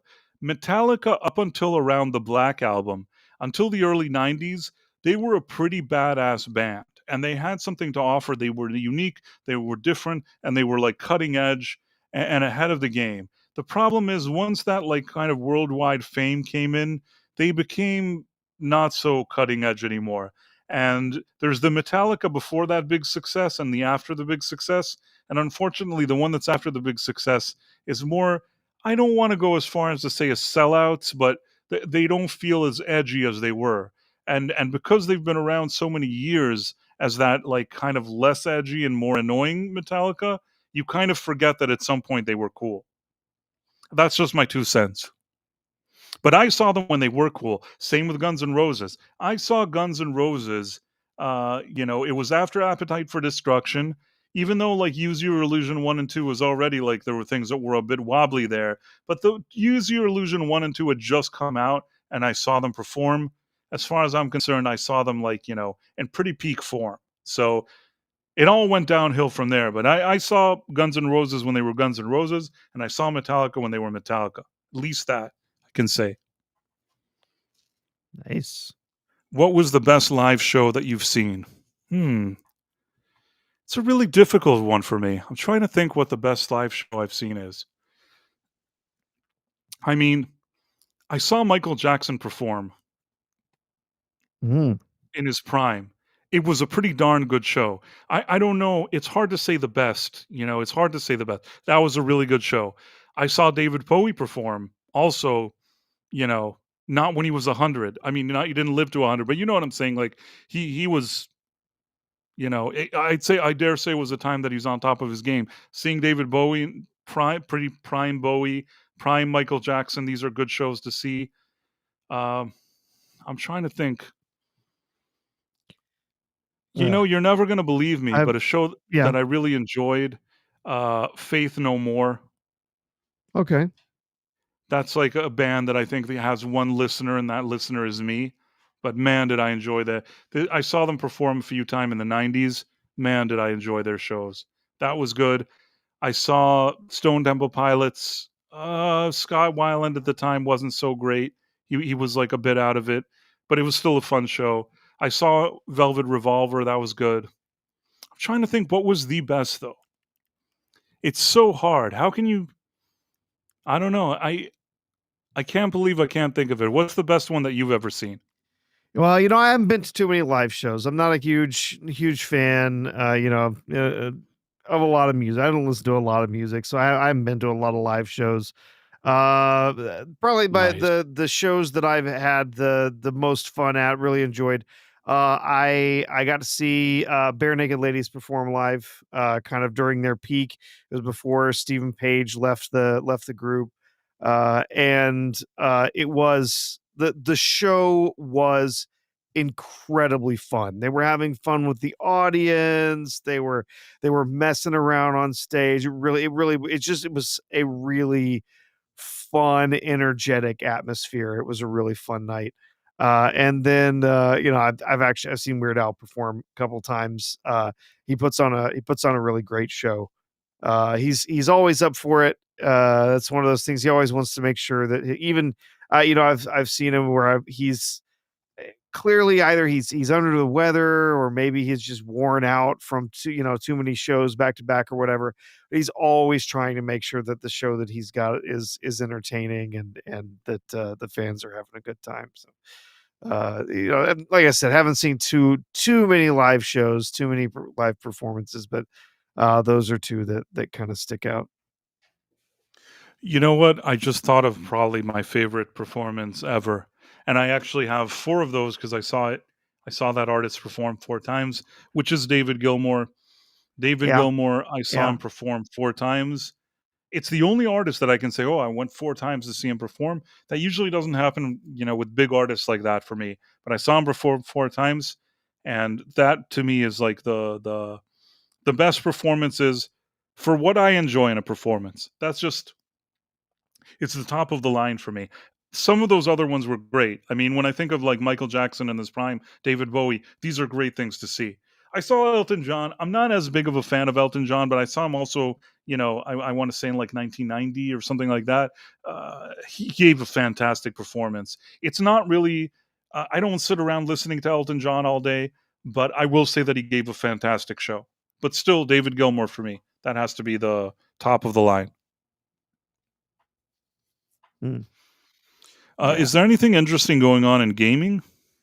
Oh, not terribly much. I did mention there was the Outer Worlds 2 that recently came out. I think it was released yesterday or maybe it was today. Anyway, it's doing very, very poorly. Concurrent player counts on Steam have been pretty miserable, and it's not getting great reviews. And of course, what is the studio doing? They're coming out and attacking the fans. Great job, guys. Probably going to be another studio that shuts its doors, which is sad because Obsidian has had some great games in the past. But like I was saying earlier, there's a lot of these studios now that they're just not the same studio they used to be. All of the real talent, all the institutional knowledge is all just headed off somewhere else, and they've left these companies to their fates with all of the activists and everything. They've gone off, either retired or they've gone off and they've helped found other companies, found more similarly minded people that they can work with. And, that I can't blame them. But yeah, that has been probably the biggest release over the last few days. I'm trying to think if I remember seeing any other big news. I did see that Istafobos said that he saw Pink Floyd in 1975. That's pretty Oh, big. Floyd. Yeah. I mean, don't get me wrong. I think that Roger Waters today is intolerable, but in 1975, Pink Floyd were Pink Floyd, so can't take that away. Bob Dylan. Bob Dylan, I regret not seeing. I mean, it's not too late, I guess, but I don't know. Adam Gray said the best show I ever saw was Skinny Puppy, Hollywood at the Ritz, Vivisect Tour 88. Couple of Tool shows have come close. Saw McCartney play in a room with only 100 people. Well, that's interesting. That sounds like an interesting story. That would be great, actually. Hmm. That would be pretty cool. Huh. Yeah, that would be pretty awesome. Ozzy Osbourne with my first contract. That concert, that sounds cool. Yeah. Ozzy Osbourne was cool. I regret that's another one I didn't see. Unfortunately, there's a lot of ones that I wanted to see that I didn't. I don't know if some of them I can't anymore, but some of them I did and I like. There's a few on my belt that I've seen that was good. Oh yeah. Oh, see, I would have loved to have seen Michael Jackson in his prime. I think he would have put on an amazing show. It was an amazing show. Yeah. Incredible performer. You can say what you will about, the other stuff in his life. He had a very troubled life. But To yeah, be fair, I the know this is a touchy subject and whatever. To be yeah. fair, nothing has ever been proven against him. Nope. Uh, I know that it's a complicated situation, but that documentary that came out in more recent years doesn't mean anything to me. I know that's a terrible thing to say, but I have my reasons for saying that. That documentary, it, I actually watched some of it, and it was very, very difficult to watch it. But the part that bothered me the most is that the two people that the documentary are based on, they've had chances as adults in court to speak in cases that mattered with Michael Jackson, and they came to speak on his behalf to say that he was very nice to them. So if he was very nice to them for just a one day they woke up and remembered after years after he died, and somebody wanted to make a documentary, they suddenly had new memories that they suddenly remembered, and now he wasn't nice to them after they had sat in court and sworn in their testimony. Do you get where I'm going with this? Yes. Yes. It's like I'll put it this way. If you were adults and you went to court and you did the thing where I swear this, I swear that, and you went and you said he was a nice guy and he didn't do anything bad, anything you then later do becomes really, really tricky. Suddenly Mhm. popping up with a strange documentary where you're telling all these stories that you basically can't prove at all in any way, shape, or form, but now he's not even around to say anything. And you were the guys that were in court swearing with the saying that they swear to tell the truth and all that. And now their truth is different. This is a very, very tricky situation to build a documentary to tarnish a guy's legacy who's dead, who can't even sit here and say anything. So for me, that bothers me. Do I know 100% what happened and what didn't happen? Nobody probably knows 100%. I just know the rule of thumb. You went to court, you sworn in, you said your testimony, you testified on his behalf. That's it. I don't think there's like a part 2 to that. For Nope. me, Yep. am I a dick, Yep. Professor? No. No. I know what you're saying. Yeah. It's like, okay, I'll say it in a different way. If there were 2 new people that we've never heard of, and they have a bunch of stories and evidence, and they made a documentary, I'd say, well, let's see what they said. Because it's it's the same 2 people that they were his witnesses to say that he was great. How, I don't really know what to say to that. Not only that, they gave information which didn't make logical sense. They were saying something that happened, but then when you check the records, the timing and the things that they said didn't match up to what they were saying. And at the end of the day, one of them, out of the 2 of them, one of them actually, once he died, he went to work for the show in Las Vegas, Love or something like that. So he had like a job that he worked for years or something. He worked on some production. At some point, I guess the production parted ways with him. I don't know if he did something bad. After the production parted ways with him, he wakes up one morning and remembers all this stuff that he never remembered before. And he wants to really tell it to the documentary. So it's another situation where there's an employee that was sort of let go, but now he has something to say. Not a good mix. All of these things are not a good, for me, this is not a good, I'll put it this way. If you're sitting in a court now and you're seeing this, this is not a good case. Mm-mm. And I think that one of those guys, the one that I was talking about, he tried to sue them or do something, and I think the judge just said, "I'm throwing this out. I don't know what this is. This is garbage," and he threw it out because he came to a similar conclusion that I came to. Now, at the end of the day, I will say again, I don't take lightly accusations, and I don't know what happened and didn't happen, and maybe people will never know. But so many things to be tied to the same people, it's not an easy thing. Like I said, perhaps that is not the example if you're trying to say something about this guy. And I guess we can leave it at that. Yeah. Yeah. Oh, yeah. Not man, I'm trying to think of not too much else to talk about for today. Yeah, with all the we already, covered all the election stuff early on. Um Guess there was sadly there was the crash of that UPS plane earlier today. I saw something, Uh but I don't know much so about it. yeah, so it was they have a lot. Well, here, I'll just show it to you. I think I've got a yep, here we go. Yeah, I was gonna say I had a tweet with some videos here. So yeah, essentially what it appears is that had an engine fire. Bro, get the fuck away from here! Like, turn around. Had an engine fire on takeoff. Oh, clicked on something. Sorry.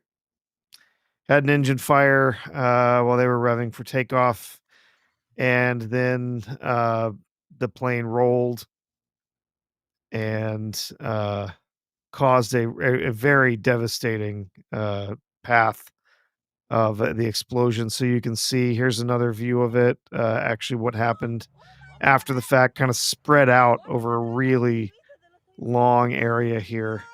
You can see a view of it there. Kind of big, long area. That's where they're saying that there were 3 killed. They know the pilot, co-pilot, and then a reserve pilot, I believe, who was on the crew, or a specialist of some kind. There's typically 3 that are on these UPS McDonnell Douglas flights, but this was a plane loaded for a full flight, so it had somewhere around 25,000 gallons of fuel on it for takeoff. There's a view here. You can see this was nearby. You can see that plane as it starts to roll. The wing is striking, and it's just vaporizing that jet fuel, which goes up like that. And then there's another view here from footage from inside the cab of this vehicle here. So you can see very clearly what happened to the plane and how it rolled and crashed. So yeah, really Oh, that's terrible. really awful. Yeah, thankfully right now they're saying just the 3 fatalities. As I think I saw 11, 13 different reported injuries from this. A lot of what it crashed into was a bunch of warehouse space and stuff, so it's not like it was a very populated area. But yeah, pretty devastating, pretty amazing, like in as far as just like the fire, everything coming from that so suddenly. Someone said Boeing or Airbus. This was a McDonnell Douglas, an MD-11. It's known to be a plane that has had a lot of issues, but it's still very common as a cargo plane. Yeah, but yeah, very very sad. This crash here in Louisville. But yeah, a lot of people pretty instantly. There were a lot of people who tried to play some politics with it. Started saying, oh, it's the fault of the Republicans for not opening the government, or oh, it's the fault of the Democrats for not paying our air traffic controllers. None of that had anything to do with it. This was just a tragic accident. Yes, he won an amendment revenue. Yeah, Mom Donnie did win. Yeah, yeah. Well, I don't This know is that a we've got. tragedy, though. Yeah, it really is. Yeah, it's sad. Thankfully, it sounds like that only the crew that was on board are the only fatalities that we know of. So I mean, this could have been much much worse. It's still terrible for the families, of these people that were lost. BBC says 7 people dead. Okay, it's possible there's some additional people who maybe were rushed to the hospital in critical condition or something, who might have been in some of the buildings or, in vehicles in that area. So that's entirely possible. Obviously, those things are going to change over time. So Double R yeah, starts with the BBC said 7 people dead. It is a yeah, tragedy, no matter what. This is absolutely. awful. I don't know enough to say how how you can avoid something like this, but I really hope they can Yeah, avoid these type of tragedies. yeah. Such a terrible way for These people to die. these things, not to dismiss it, but, these kinds of things happen. Sometimes they're able to catch them before, so that they can stop the plane, they can see what's going wrong. But, these kinds of things happen with these are very complex machines. The engines can very easily be damaged by birds, by The stray Phobos says 7 materials. killed, 11 injured. Yeah, yeah. Yeah, so it sounds like the number killed has gone up a bit. Um, so yeah, I mean, there's a lot of stuff that can happen that can cause damage to these planes. Could have been a bird strike. Could have been something on the tarmac got sucked into a jet engine. Could have just been poor maintenance. Could have been an engine that something in it got out of whack and it burst into flame. Uh, In order to not to end the yeah, show on a negative note, I yeah. want to try to change just so we look. Brendan Fraser and Rachel Weisz are in talks to return for new Mummy Yes, I movie did from see Universal. this. I saw something about this earlier this evening. Yeah. So, okay, sure. Let's go for it. As long as You they know, don't make it crappy. But what I will say is that anybody that later, let's say this movie isn't crap, which who knows, but let's say it's not crap. Uh, when you look at the previous movies, the third one doesn't actually have Rachel Weisz in it. It has, I think, Maria Bello or something. Such a strange recast because Rachel Weisz and Maria Bello couldn't be more different. It was the most oddest of recasts. But if you ever then want to watch the previous movies, the third one will not have Rachel Weisz in it. yep. There's nothing that annoys me more when there's a recast, but the fact that there's a recast and then there would be like an unrecast, uh, Yeah, they come back and it's like, oh, she's here again. she's here again. That would be strange. Kind of like Whalum. Casey Jones appearing in Teenage Mutant Ninja Turtles: Lost in Time. Wait, I don't know what happened. What happened in Turtles in Time? Who came Oh, back I for Turtles in Time? I really don't remember. It's been so long since I've seen that. It I wasn't think I've Judith only Hogue ever that seen came that back. one once. It wasn't Judith Hogue that came back for that one, was it? Turtles in Time. I have to see now. Maybe they brought Casey Jones back or something. Cast. Okay, so they brought back Elias Koteas or whatever his name is to play Casey Jones. They did that. Okay. So maybe that he wasn't in the second one, but he was in the third one. But no, they didn't do that there. And What then other example do I have that's similar to the Mummy? I mean, it's not the same thing, but I guess when in Dallas, when Barbara Bel Geddes was sick and they brought Donna Reed, and then Barbara Bel Geddes felt better, so they told Donna Reed to kind of go away, and then Barbara Bel Geddes came back. That's one example. On Roseanne, you had I think you had the daughter, Darlene, not Darlene, I don't remember her name is. There was a daughter, and then the daughter, the actress, there was a problem with her, and then they brought another actress, but then the original actress came back.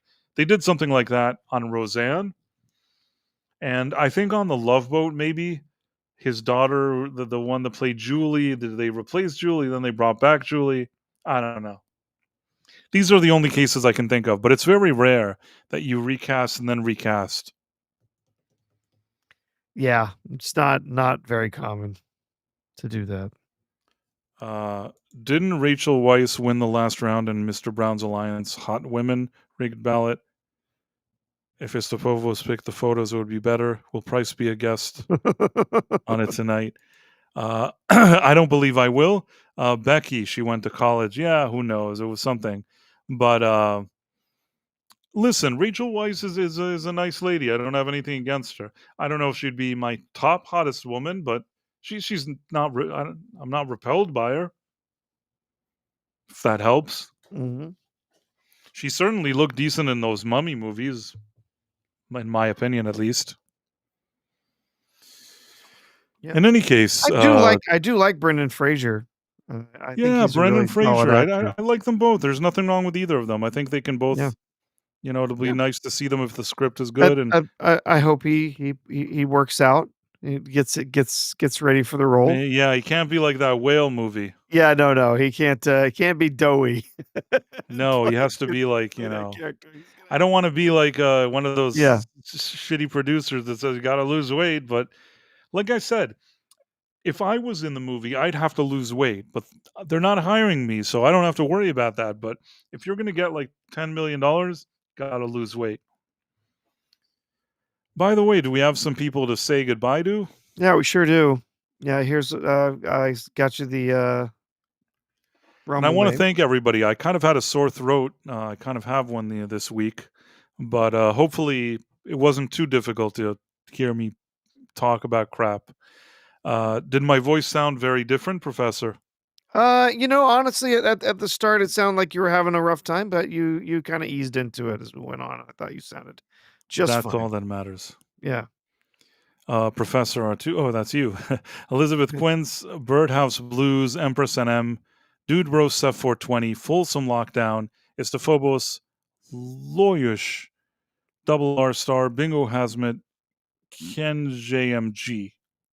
Yeah, great to see all of you over on Rumble this evening. And over on YouTube, we had FKHC 2005, Zune RJ5, DJ Play Nice, Tomahawk 511, The Dead Man, Yitus, Whalem 03, Badfoot, Tex Rogers, Jonathan Conroy, Marla Sharondoff, Putin's Cat, Mark S47, Awesome One, Istophobos, Captain Palsy, Phantom Outsider, Read by Nature, Keely Chow, Caleb Levine, Davion Donaldson, American Reaper #1, Stephen Mack, Malachi D. Wildman, Lasher, Mark D. with a C, E. Clay Thomason, Captain Obvious, Adam Gray, and Massgrave.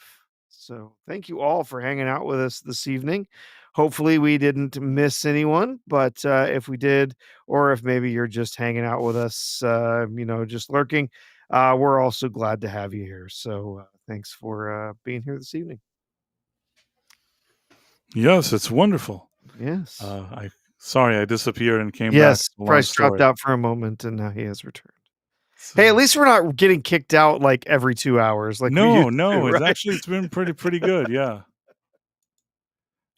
Big ups for Price of Reason running the B-Sides Gauntlet last Friday. Thank you for having me as a guest. It was fun. If you're not familiar with what Adam Gray is doing on B-Sides, you definitely should check that out. It's good. Professor is there also regularly. Yeah. And from time to time, I'm invited as a guest, and it was fun.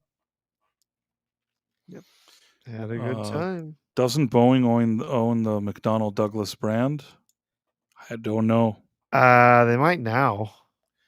Yeah. Yeah, everybody probably merged these days. Who knows? Yeah, there's a lot of that. A lot of that. All right. I guess Okay, then. Yeah. I want to thank everybody for hanging out with us. Yeah, lawyer says thinks there was a merger. It makes sense that it would be. Good night, Whalem. And thank you all, as usual, for hanging out with us. It's always fun. Such a nice community here on a few different platforms. And we always enjoy hanging out with you all. Yeah, absolutely. Thanks And for we'll being see you here. here on Thursday. Yeah. Yeah, we should be back here on Thursday. Thursday at 11:45 p.m. Eastern That's the on one. the Night Owl. All right. See you All then. right. Bye.